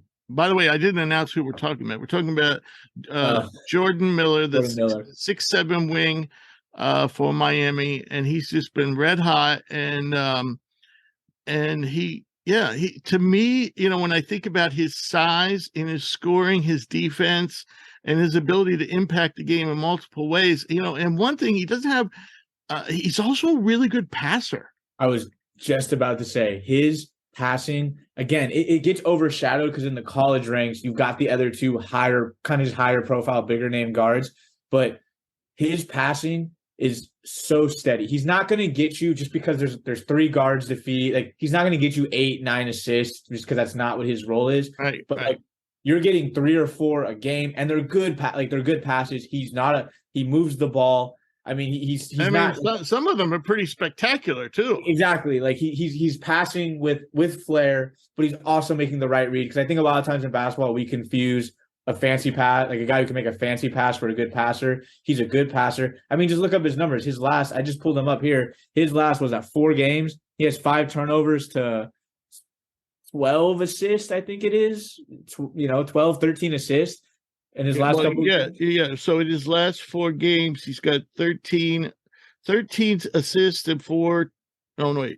Because he had 4 against Rutgers. I know that. Okay. But I'm just like, and like I know like assist to turnover ratio is a quick number to look at, but like that just tells me that this guy plays with a good feel for the game. The scoring's an added plus. He's shooting from 3 just good enough to, again, be a viable threat. He's not taking insane volume, but he's taking close to 4, and he's hitting them at 36%. Just a very complete player, and I definitely agree with you, Rich. I think this is the guy that NBA teams are going to look at because he has that size, and he's showcasing he's decent on the glass. He's a solid free throw shooter. Good defender, enough scoring touch where they're not probably expecting him to go score 25 a game, but they're going to be like, dude, if you can give us 12 in the NBA from all 3 levels, defend, move the ball, this is totally the type of guy that's a second unit kind of guy you want on your bench. I'm a big fan of Jordan Miller, and I do agree. Not only do I think he's the best NBA prospect, there's slowly a case being built where he might actually be the best player on that team as it stands. Yeah, that's where I'm getting. And Nigel Pack, even though he's picked it up somewhat, he continues to fall on our draft board. He might be off it sooner than later. Yeah. So that's just a side note. All right, the final guy is just a unbelievable stat sheet stuffer. Yeah. Who I actually discovered I didn't discover him. I made note of him when he was at Siena because he was prolific at Siena. And I actually watched him play a little bit when he was there just because I was like, who is this guy? I mean, his freshman season was just spectacular. But he continues to be productive now that he's a super senior with Penn State, and that's Jalen Pickett. And Jalen is unusual in the sense that if you see him play now, it's very different from the way he played at Siena. Siena, he was known more of kind of like a mid-range creator, like a DeMar DeRozan type of guy.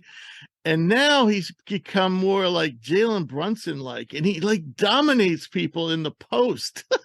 But he still has that ability, to hit the 3, to hit the mid-range shot. He's not really shooting well from 3 this year, but if he can pick up that part of his game, I'm not so sure that he can't be an NBA player. I know his athleticism is below par, but he is a big guard and he's a strong guard. And I don't know, I do worry about the athleticism, and the shooting definitely needs to pick up. Career-wise, he's a 35% shooter from 3.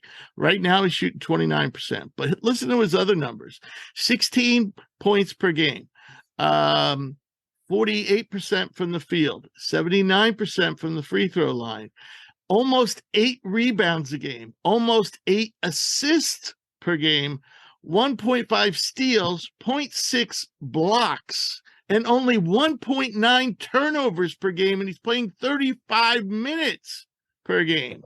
Those are amazing numbers. Yeah, no, I was really watched him during when they beat Illinois. It was the first time I really watched him, and he was like at will. I mean, he did whatever he wanted on the court. 20 points, 7 boards, 6 assists. Again, only 2 turnovers. I agree that like I had a hard time, and again, that's the only game I've watched him play this year going NBA, just because I was underwhelmed with the athleticism, and like there was just like, man, this guy knows how to play the game the right way, which is just such an advantage at the college level. Like, he's older, good body in terms of just his size. Like, he just plays with a strength that, I would assume someone who's 22 would. But I mean, you can't deny that the guy knows how to play basketball. And sometimes when you're looking at a guard, I could totally see this being a summer league addition to a roster. Jalen for sure. Roster, and then ends up maybe just sticking around in like a G League team and finds his way on a team after a year or two, because you can't deny the numbers. I mean, he's 5th in the country in assists. He's giving you solid scoring. And if he can just, again, in today's NBA, if you can just be a viable shooting threat, that's enough to get you a look. And if you do all these other things well and play with a good IQ, understand your role, which he clearly does, I wouldn't be shocked to see a team take a flyer on him. Probably not draftable because he's just not that athlete. But again, it's kind of funny. He reminds me of Jalen Brunson, and Sure. They said the same thing about Jalen Brunson. Yeah. So now I think Brunson was always more athletic. Had a little more speed and quickness than Pickett. Yeah. But Pickett's bigger and stronger, if you ask me. Or at least he was at college. At the college level, I was impressed, like, at will. I mean, he shot 53% against that team and basically was just living in like the mid-range paint area. He took 1 3 and didn't even make it, and he still scored 20. So, right. He gets the line a lot too, and yeah. All right. So the next guy on our stock falling, and now, I always have to keep in mind is when we say a guy's stock is falling, we don't mean he's falling off the draft board. We don't mean he's undraftable. We just mean that his stock is falling. And this, of course, we're starting off with Dariq Whitehead of Duke, the freshman, who started on our board, and we left him up there for quite a while at the number 3 overall spot. And the reason we did is because he was coming off foot surgery and was out for about 2 months, and finally, came back to play, but they've been slow to bring him along, and he's been playing more and more, and he actually got his first start on Saturday because Jeremy Roach was injured, so they started Whitehead, and they played against Maryland Eastern Shore, and he didn't have a bad game, but he's not playing at a top 5 draft pick level. And so that's the point I'm trying to make. While Nick Smith is pouring in 20 points a game with ease, Whitehead is, kind of struggling against Maryland Eastern Shore. And in that game, he had 15 points, but he was only 1 of 5 from 3.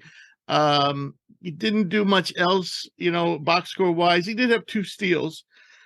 So that's good. But overall, if you look at his numbers, they're just not very good right now. And obviously, for him to be a lottery pick, he's still, and I don't know, if the draft was today, he'd probably still be a lottery pick, but I don't think he'd fall top 10 right now. But he's only shooting 37% from the field, 25% from 3. So yeah, it just gives you an idea of where he's going right now. Now, again, he's been out for a long time, and they're just trying to, work him into things, but it's obviously he's off to a slow start. Yeah, I don't have much to add other than, he's going to have to turn it around sooner rather than later, because they start ACC play. I think I think their next game is in the ACC, if I'm not mistaken. No, I don't think so. I think but it's coming up. It's coming up, and they're gonna need him. As always, there's good teams. You got Virginia, Miami, Virginia Tech's playing well. Notre Dame's always a threat. North Carolina could figure it out. So, not much to add other than you can't sell your stock entirely because he's still young. He's missed a lot of time, and the pedigree's there. But I haven't seen. I could tolerate inconsistent performances from a highly touted freshman if I see it from time to time. but like I haven't seen it really at all. And yeah, that's the other thing. He really has. I mean, he's had moments, but they're really infrequent and they're not that spectacular. And yeah, but hell, like I said, I think he was almost out for 2 months, all told. yeah, So, I think it was 7 weeks or 6 weeks. Yeah, something like that. So, yeah.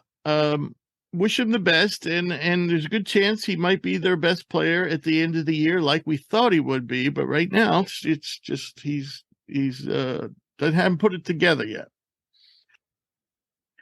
So the next guy we're going to talk about is Colin Castleton, the big man for Florida. And if you watch the Connecticut game, you could see that he was clearly overwhelmed by Connecticut's bigs. And that, I mean, his body language, it wasn't, I don't know. He just kind of looked defeated. So he clearly was a notch below those guys. But more importantly, on the season, he's really not having a great year. This is a guy we know has some shooting ability, and we expected him in the super senior year to maybe start displaying that, but that really hasn't come around. He's only shooting 13% from three on less than one a game, but he's also dropped down to 49% from the field. When he had been, for his career, he had been over 54%. His rebounding numbers have dropped, from this year to last, down to 7.5. His other numbers are good, or, okay. 2.7 assists is nice, but he also has 2.3 turnovers. And he's still doing good in the block department, actually setting career highs right now at 2.8. But I guess, with all these bigs that are available in this draft, we considered Colin, and probably still, there's a chance he might be a second round pick. And I think we also have to consider Todd Golden. Seems to be struggling to get. He does have talent in Florida, but he seems to have trouble putting together. I got plenty of comments on that one. All right. Well, then I'll finish up and you can run. But basically, with all these bigs, you got to consider, they're not all going to get drafted. And Castleton, like I said, we had him kind of like end of the second round, but now he's dropped below that range. Now we maybe have him in the 70s on our draft board, or I should say our draft board will be soon to be released. Yeah.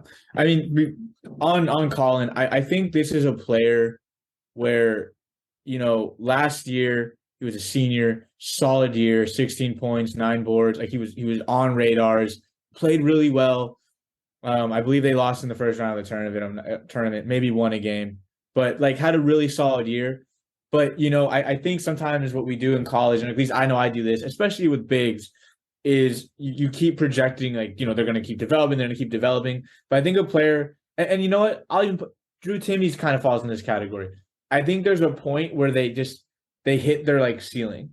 And I think last year, and it's not a bad thing to be a really good, first team caliber, all SEC, ACC, whatever it is, player, wherever Florida. Like that's not a bad thing. Right. But no, of course not.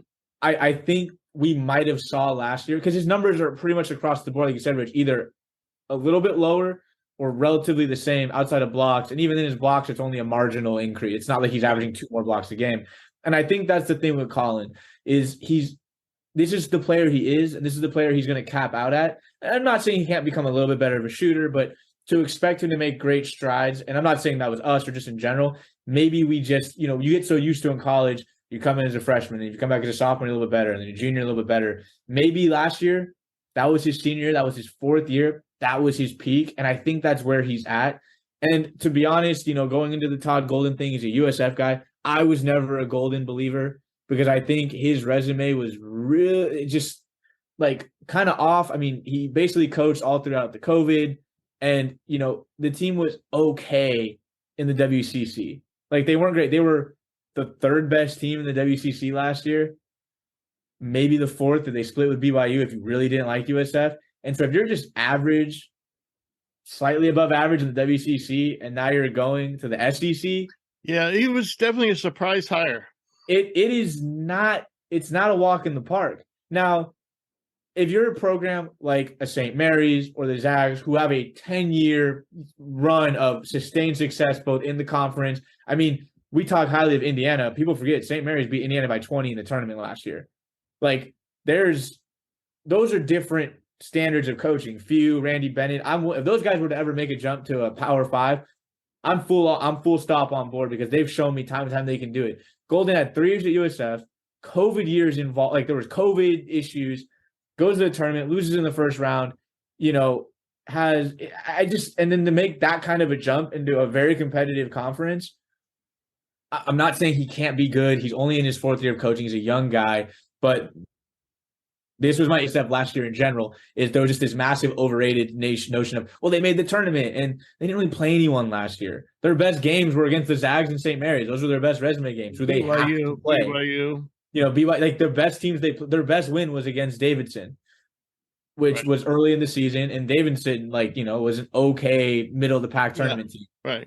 So I just think in general, I think from Florida as a whole, Golden's, I think, a little bit in over his head, if I'm being completely honest. Not saying he can't turn it around, but if you look up and down that roster, there are so many guys. There's a lot of pieces that are right, and they're also kind of underperforming what they've done throughout their careers.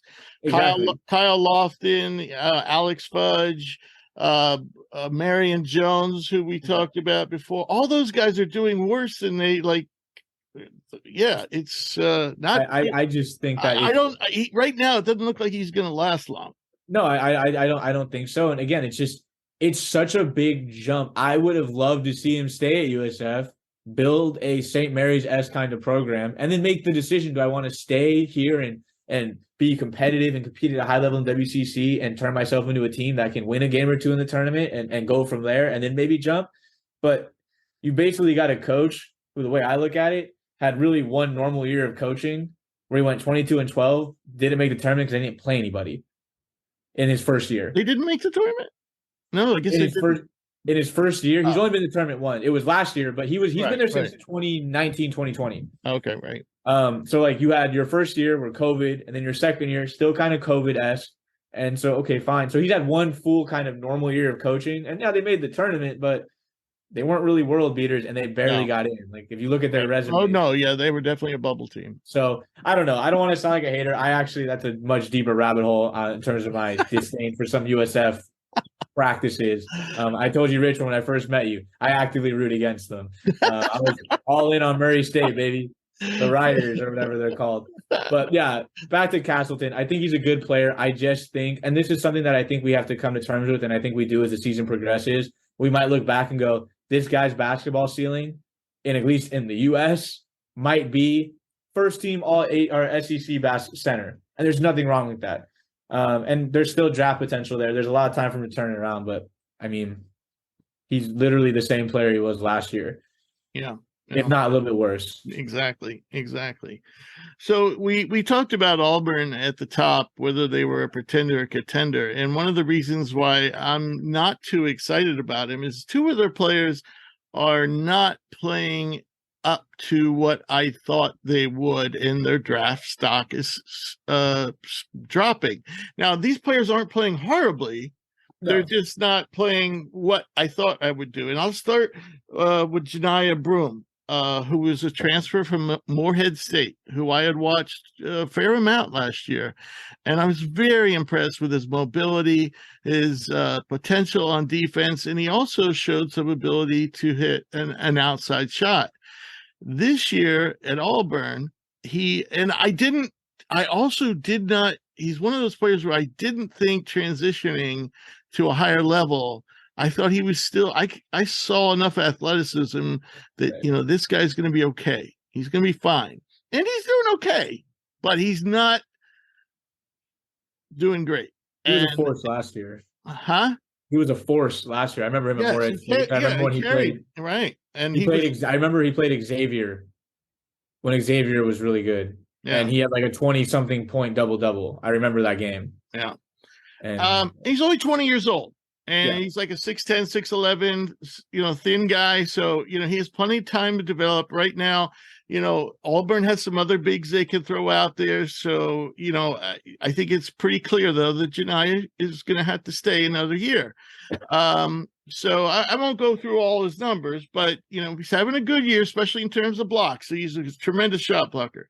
But I think right now it's trending that Janiyah is going to be back for another year. Another guy who I could say the same thing about, and he's this, he's a fun player to watch, but he's also can be an exasperating player to watch, and that's little Wendell Green.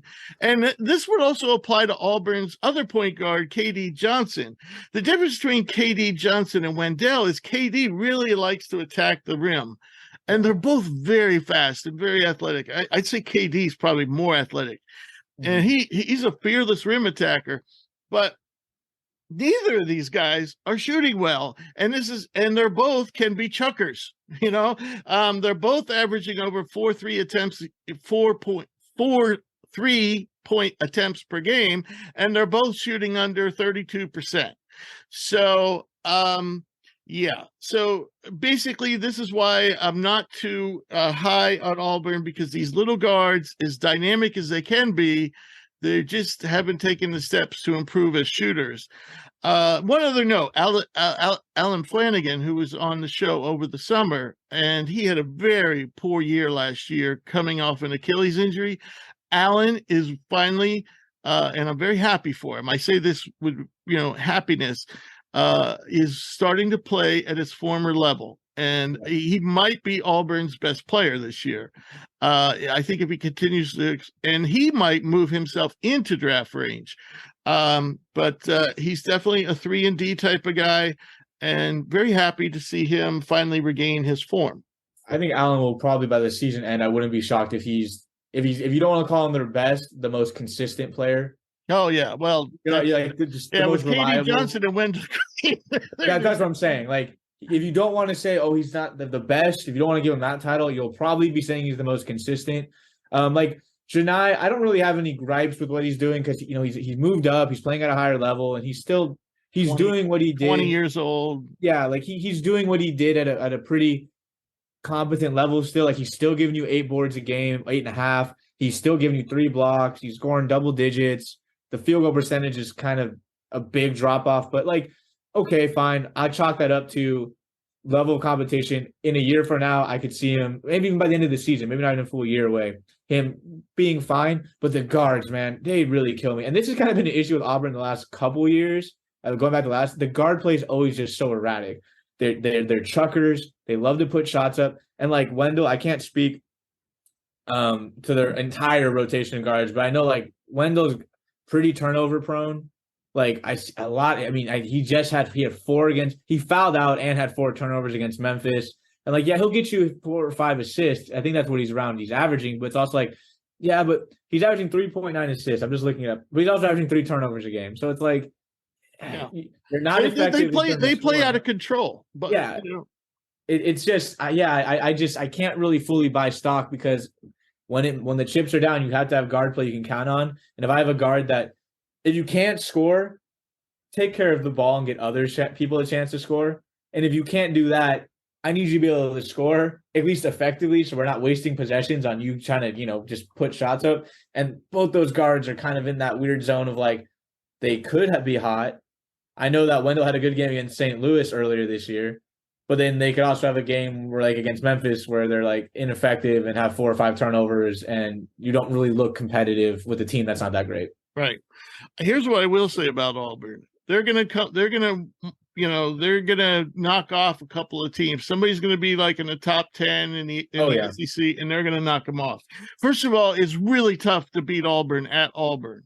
Yeah. And this team, if those guards are clicking, they can beat anybody, but they can score with anyone. But they also can lose to anybody. Yeah, and that's where just my fear comes in. Like, I don't trust them, and that starts with the guards. Like I said, I'm going to give Broome a pass just because I agree with his stock falling, because he's not clearly having the impact he had last year. But I'm willing to chalk that up to transitioning to a higher level conference. There's some age, and he's still doing some things well. Like at a minimum, he's giving you good rebounding and shot protection or rim protection, Right. and that counts for something. The guards are like not really doing anything well. They're just doing everything like okay with the occasional big game here or there. Right. So the next guy on our stock falling list is one of our favorites, but Kelvin Sampson doesn't seem to want to play him much, and that's Terrence Arsenault, Houston's freshman wing, a very athletic freshman wing. And against St. Mary's, he only played 13 minutes.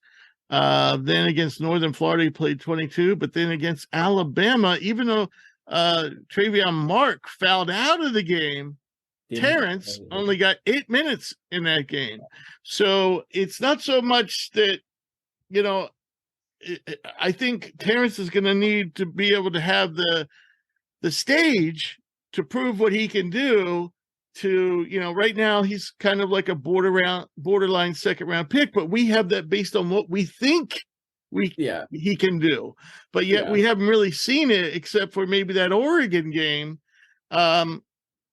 In that Oregon game, you might be able to justify he could creep into the first round based on age and potential. If you're just going off that Oregon game, right.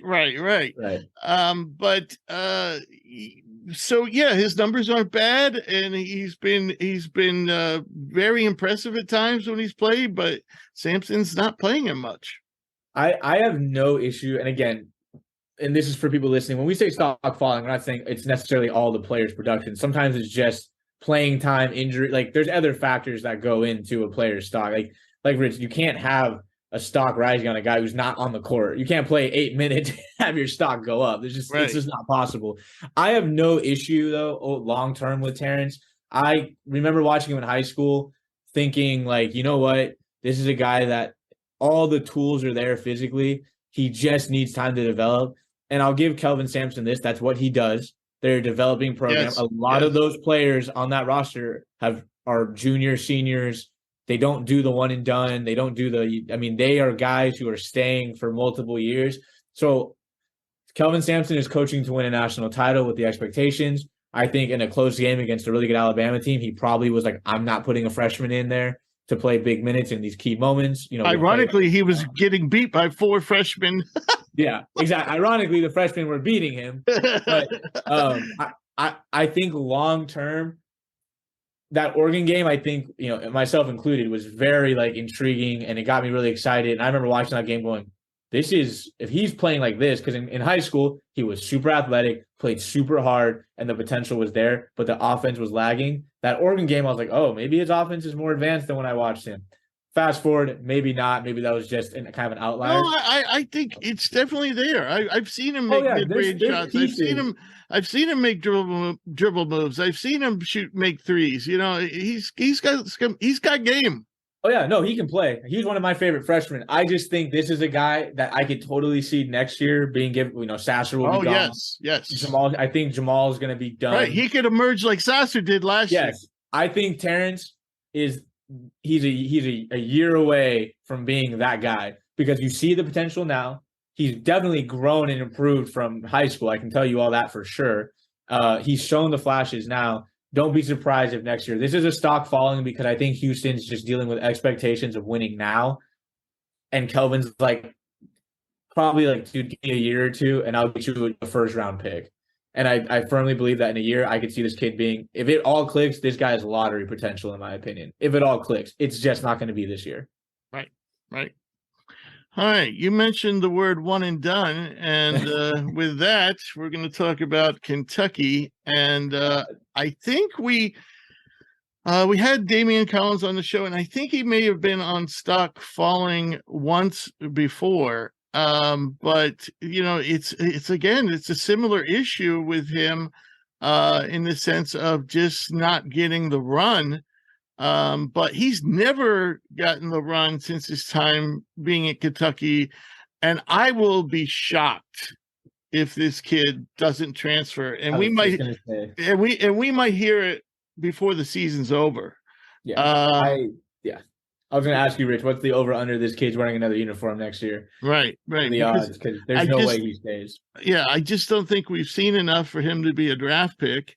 And so I really think he should go somewhere where and I don't know why all these kids collect at Kentucky, and then ultimately somebody, at least a couple of them, are going to be left out every year. And his number has been the guy that's been doing it for 2 years now. Calipari said at one point, and we talked this when we interviewed him, Calipari said he could be the best player in the country.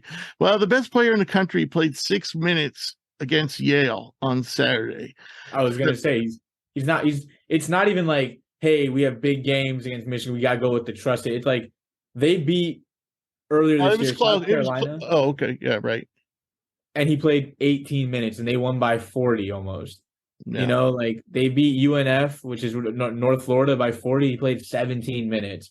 Yale, they were pretty handily in control of that game. He was only 10 points, and he played 6 minutes. It's not even okay, hey, go play, get your burn now. It's he doesn't see the court at all. Right. And so we're also going to talk about one of his teammates, who is getting playing time, but just isn't doing it. And I think this is one of first of all, when you look at a Kentucky box score, scoring in the 60s, left and right against mediocre to poor teams this team is definitely not playing up to its potential. And one of the problems is CJ Frederick is basically almost shooting 10 points below his career 3-point shooting percentage. Yeah. He's not bad, 36%, but this is a guy we expected to be shooting somewhere between 40 and 45 this year. And he doesn't really do a hell of a lot else. So if CJ Frederick isn't hitting shots, then he's not that valuable to Kentucky or anybody else. So we had him in our top 200 not too long ago, and he's now dropped out. Yeah, there's not a lot to say here. This is a Duncan Robinson situation, in the NBA, where it's you're here to shoot and you're not doing it. Not that he's clearly a good shooter, right? But I think there is something to be said about Iowa's been a good basketball program the last couple of years. You can go back to just a few years ago, Luka Garza, and then you had the Murray twins, and they're competitive this year. But I think there is also something to be said about Kentucky's just a different brand. Basketball is consumed just a little bit differently. I don't know. I just feel that maybe it could be something as simple as you're playing in Rupp Arena, and the expectations are now the spotlight is on you. You were the prize transfer acquisition. You were going to be the floor spacer, and when you don't do anything else, it's very apparent when your shooting struggles, because this is not a guy that's going to, he's not shooting well, but he's playing stellar defense, or, he's not shooting well, but he's passing, he's dishing out 8 assists a game. This is a guy that if he's not shooting well, he might as well be handing out water cups and waving towels on the bench, because he doesn't do anything else. And that might sound critical, but the reality of it is Oscar Tshiebwe is Oscar Tshiebwe. Casson Wallace, who's my guy, that was my freshman of the year, love him, has been playing well. But outside of that, this team, everyone else across the board is underperformed, in my opinion. Oh yeah, you're right. You're right. Those two are carrying the load, really, really carrying the load. Toppin and Reeves have been okay, but Casson Wallace to me has been the. Yeah, but a lot of people are saying Toppin has. You've never heard these words come out of my mouth, but you'll hear them.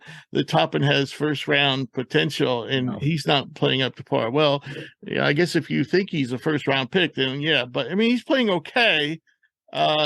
Maybe second round potential if he actually, but he's definitely underperforming. His scoring woes have been horrible. Yeah, he's shooting under 20% from 3 last time I checked. I just pulled up their team box score, and it's literally Oscar's doing what Oscar does, 16 and 13, great. Casson's been good, 11, 4, and 3 on 53% from the field and 52% from 3, which is pretty low volume. But outside of that, you look across the board, and there's just kind of question marks. Yeah, definitely. All right, so we're going to move on to Illinois team, our team I generally really like, and I think they're basically right now, trying to find the right rotation, the right combination of players. And one of those guys whose stock is slipping is freshman Sky Clark, and he was a top 40 guy, maybe top 30, depending on what recruiting service you looked at. And he's actually Jaden Epps, I think you could definitely make the argument, has played at least as well. He's a fellow freshman, but he wasn't nearly as highly touted. Is at least played as well as Clark, if not better. He certainly was better in the win over Texas. Mm-hmm. And so actually, when you look at their numbers, they're surprisingly close. Yeah. In a lot of categories. But I think overall Clark's numbers are a little more impressive. But the bottom line to me is, this is a situation where you have a talented player, but I just don't see him, establishing himself as a viable draft pick for this coming year. Yeah, Clark is playing like a freshman, and I don't mean that in a bad way. He's playing like a freshman guard on a good team that plays a good schedule and there's high expectations. You look up his box score numbers and they're not horrible. Like 8 points, okay, 4 rebounds, 2.5 assists. He's at 46% from the field, so he's scoring with a solid level of efficiency. But he's another guy that's a year away. I could see him at least. Yeah, I could see him coming in, playing another year, bumping up his numbers, and then everyone like forgiving, because I don't think he hasn't been bad. I'm not trying. I've watched him play, like I said, once or twice now, I believe, and at no point was like, oh God, he's killing them. It's just compared to the expectations, he's underperforming. But I have no problem with Clark. Like on the list, he's probably one of the least offensive guys on this list to me. Right. If not, I think him and Terrence are the two guys that I'm the least like offended, like, because I think Terrence is more of just a coaching decisions and team decision making. And I think Sky is he's just playing like a freshman who's playing, in a tough schedule as a guard. Right. And I think he'll be fine. I agree. All right. Now we move on to the fun part of the show, our game predictions, and we are coming off a stellar week. Yes. And no one has criticized this via email, but basically we try to pick like toss-up like games, in the bigger games. So theoretically, these are mostly toss-up like, at least. But anyway, Drew last week went 11-6 to bring his record over 500 at 18-16. I was 12-5, just one game better, and I am up to 26-15. Maverick, who's on a temporary sabbatical, remains at 2 wins, or 2 correct, 5 wrong. Bad Maverick. So, Rich, I don't know if you heard. This is kind of breaking news. Did you hear about the Chris Beard situation? No. You did not hear? Oh. So Chris Beard is got arrested for a domestic violence thing. Oh, geez. And they just announced that Texas has suspended him without pay until further notice. Wow. Yeah, he was charged with a felony domestic violence charge. Wow, that's the news kind of broke this morning, but there was Miles. That's like Miles Bridges. Yeah. So he's been suspended until further notice without pay. That's not good. It does seem like somebody with a temper. Yeah, I just bring it out there because there was news earlier, but there was a lot of details, so I wasn't sure if it was just the police were called. But no, it looks like it's serious. Right. Okay. So sad news. Our first predictions for this week is Arizona State. It's a 9-1 Arizona State, includes a victory over Michigan versus Creighton at Las Vegas. So Creighton travels again. My goodness, they don't have an early easy season schedule. They don't like playing at home. I will take Creighton here. I'm going to go with the talent. Arizona State, shout out to the Pac-12, them, Washington. There's been some teams that have played well in the Pac-12 early, but I just think Creighton has the talent, and I think this is a get-right game for them. And this sets them up well to maybe try to springboard into the Big East. Yeah, I agree. I think Creighton has Arizona State's played well, and give them credit for that, but I think Creighton rights the ship. All right, so Memphis at Alabama. I think on this list, this might be the easiest one. I'm going Alabama. Yeah, I am too. The only reason, Memphis has a pretty good record. Of course, they haven't played much, anybody really. And of course, some people are calling them a tournament team, which they're not. All right, so now we have UCLA at Maryland. College Park is a tough play to play. It's at they're in Maryland. Yeah. Yeah, I'm probably gonna go with Maryland. These teams are very close in the polls. It's 16-20. Maryland's been playing well. I don't think UCLA hasn't really been tested. And the last time they played two ranked opponents, they lost pretty handily to Illinois and Baylor, and that was over a month ago or close to a month ago. Yeah. So I'm taking Maryland because UCLA having to travel across the country. They haven't, like I said, the last time that they really played anybody even remotely close to the AP polls, they lost. So I'll give it to Maryland at home. I hear you. I'm listening to you makes me want to pick Maryland. So you're making logic, but I'm going to go with UCLA, which was my initial thought. All right. So next one, we have Creighton again at Marquette. I'm gonna say Creighton gets the ship righted, and they roll into a 2-game win streak. I think Marquette has impressed, but I'm not gonna overreact to them just mollywhopping Baylor. I know that's the game that's the last game that I went back and watched them play. So I'll take Creighton. I'll go with the talent again on this one. All right. I just watched Marquette handle Notre Dame yesterday. I'm going to go with Marquette. I think they're a little under the radar right now. All right. Tough one here. Indiana at Kansas. Oh, this one's hard. Very.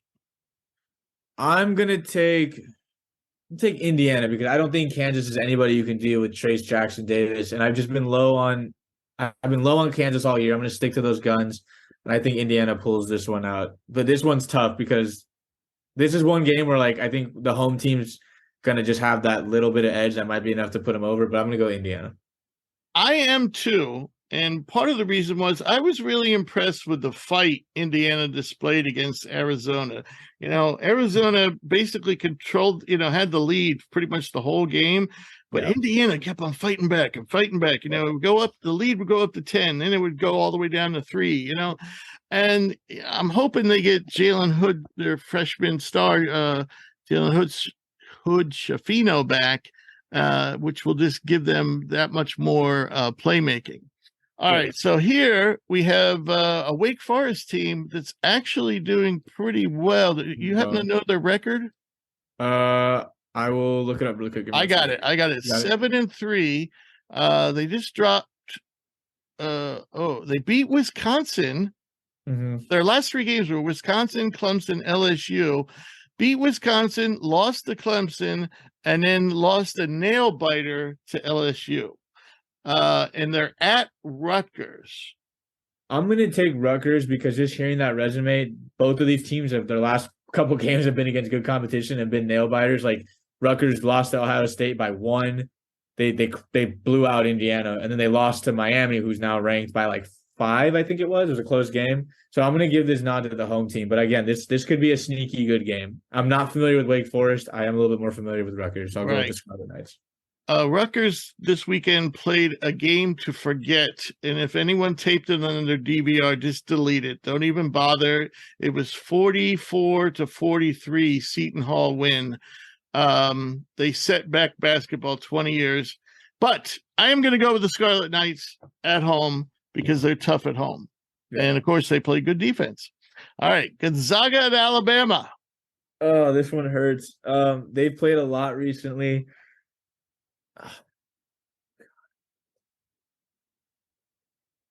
This is hard because my heart says the Zags. And I do think that but Alabama, the athleticism could be. I'll take Bama at home, and I hope I'm wrong. But Alabama with that athleticism, I think could be a problem for the Zags. This is, Drew Timme, ever since we had him on stock falling, has his last 2 games, he's had monster outings. So, maybe he heard me and wanted to stick it to me, and I hope that's the case. And I hope I'm wrong, but I think Bama gets this one at home. I happen to agree. Obviously, we've talked about Alabama a lot today, and very, very impressed with that team. All right, here's a good one. Houston at Virginia. Man, these are tough games to pick. That's why we're the experts. This is like kind of a toss-up to me. I'm gonna go with the home team. I'm just gonna go Virginia, but this game could very quickly turn to a defensive slugfest. Virginia is not as good defensively as they have been in the past, but we saw the chinks in the armor with Houston offensively, and I think Virginia at home playing really good basketball. I think they're just going to execute offensively at a higher level than Houston is, and that's going to be the difference. I agree. I like the fact that Virginia's home. I'm still, I said why I picked Alabama last week to beat Houston. I said, I'm not impressed with Houston's offensive firepower.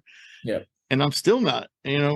Sasser came up empty and the team came up empty. Yep. All right. So then we have, I think it's called the Champions Classic, which was same teams every year. They just rotate around who plays whom. But first game in Madison Square Garden is North Carolina versus Ohio State. Bacot's back. Ohio State's been pretty solid all year. I'm gonna go with North Carolina. I'll take North Carolina. I'm gonna take the talent. I'm gonna say they maybe right the ship, but I think this is a good game. But I'll take North Carolina. Yeah, I'm pretty confident. I like the steps that North Carolina took this weekend against Georgia Tech. And maybe it's a little early, but, last year, maybe I don't exactly remember when they started to do their turnaround, but right. I think eventually they're going to do a similar turnaround. And this will be the game. Yeah, exactly. All right, now we have another big game involving UCLA. UCLA versus Kentucky in the same tournament at the Garden. I'm going to go with UCLA on this one. I'm just not impressed with Kentucky. I know what they do really well and what they run through Sheboygan, but I think I'm going to go UCLA on this one. I can't get behind Kentucky. I agree. I think Kentucky's a better defensive team, but I think UCLA is a better offensive team. Yeah. I still haven't seen really Kentucky play really very well yet, and we just got done talking about that. So, all right, here's an interesting game. Nebraska, who's kind of been, if they haven't been upsetting someone, they've been giving someone fits at Kansas State, who has a good record, but really hasn't played anybody. I'm going to go with Nebraska. I think they're due for a win here because they did beat Creighton, and then they lost to Indiana. It wasn't really close, but I saw flashes, and then they took Purdue to overtime. Yeah, exactly. And you know what? They were missing at least one of their better players in that game. Yeah.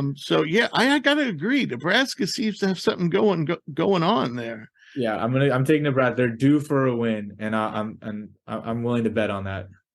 All righty. So our Portland boys, what's their nickname? The Pilots. The Pilots. So I haven't even looked. Let's see how they've been doing since Maui. Since Maui, they've won 3 of 4 with the only loss to North Dakota State, a close loss.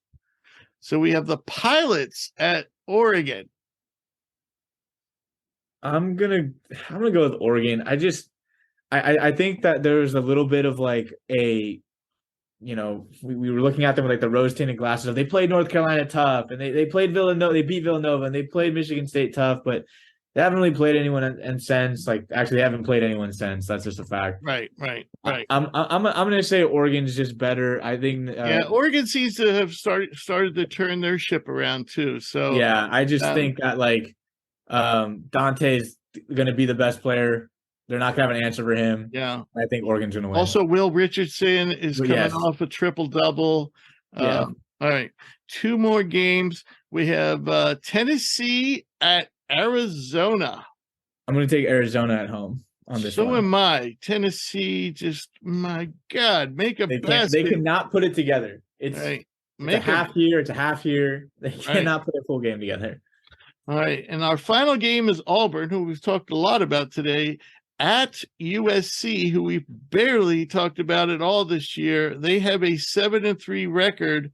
They just beat Oregon State in a close one. lost in the tournament. They lost to Wisconsin, lost to Tennessee. They really don't have a good victory yet this year. Yeah, I'm going to take Auburn, and I'm just going to bank on the talent. I'm not an Auburn guy, but I really like Drew Peterson. Again, I think he has dark horse Pac-12 Player of the Year potential, but I think Auburn just holistically is better.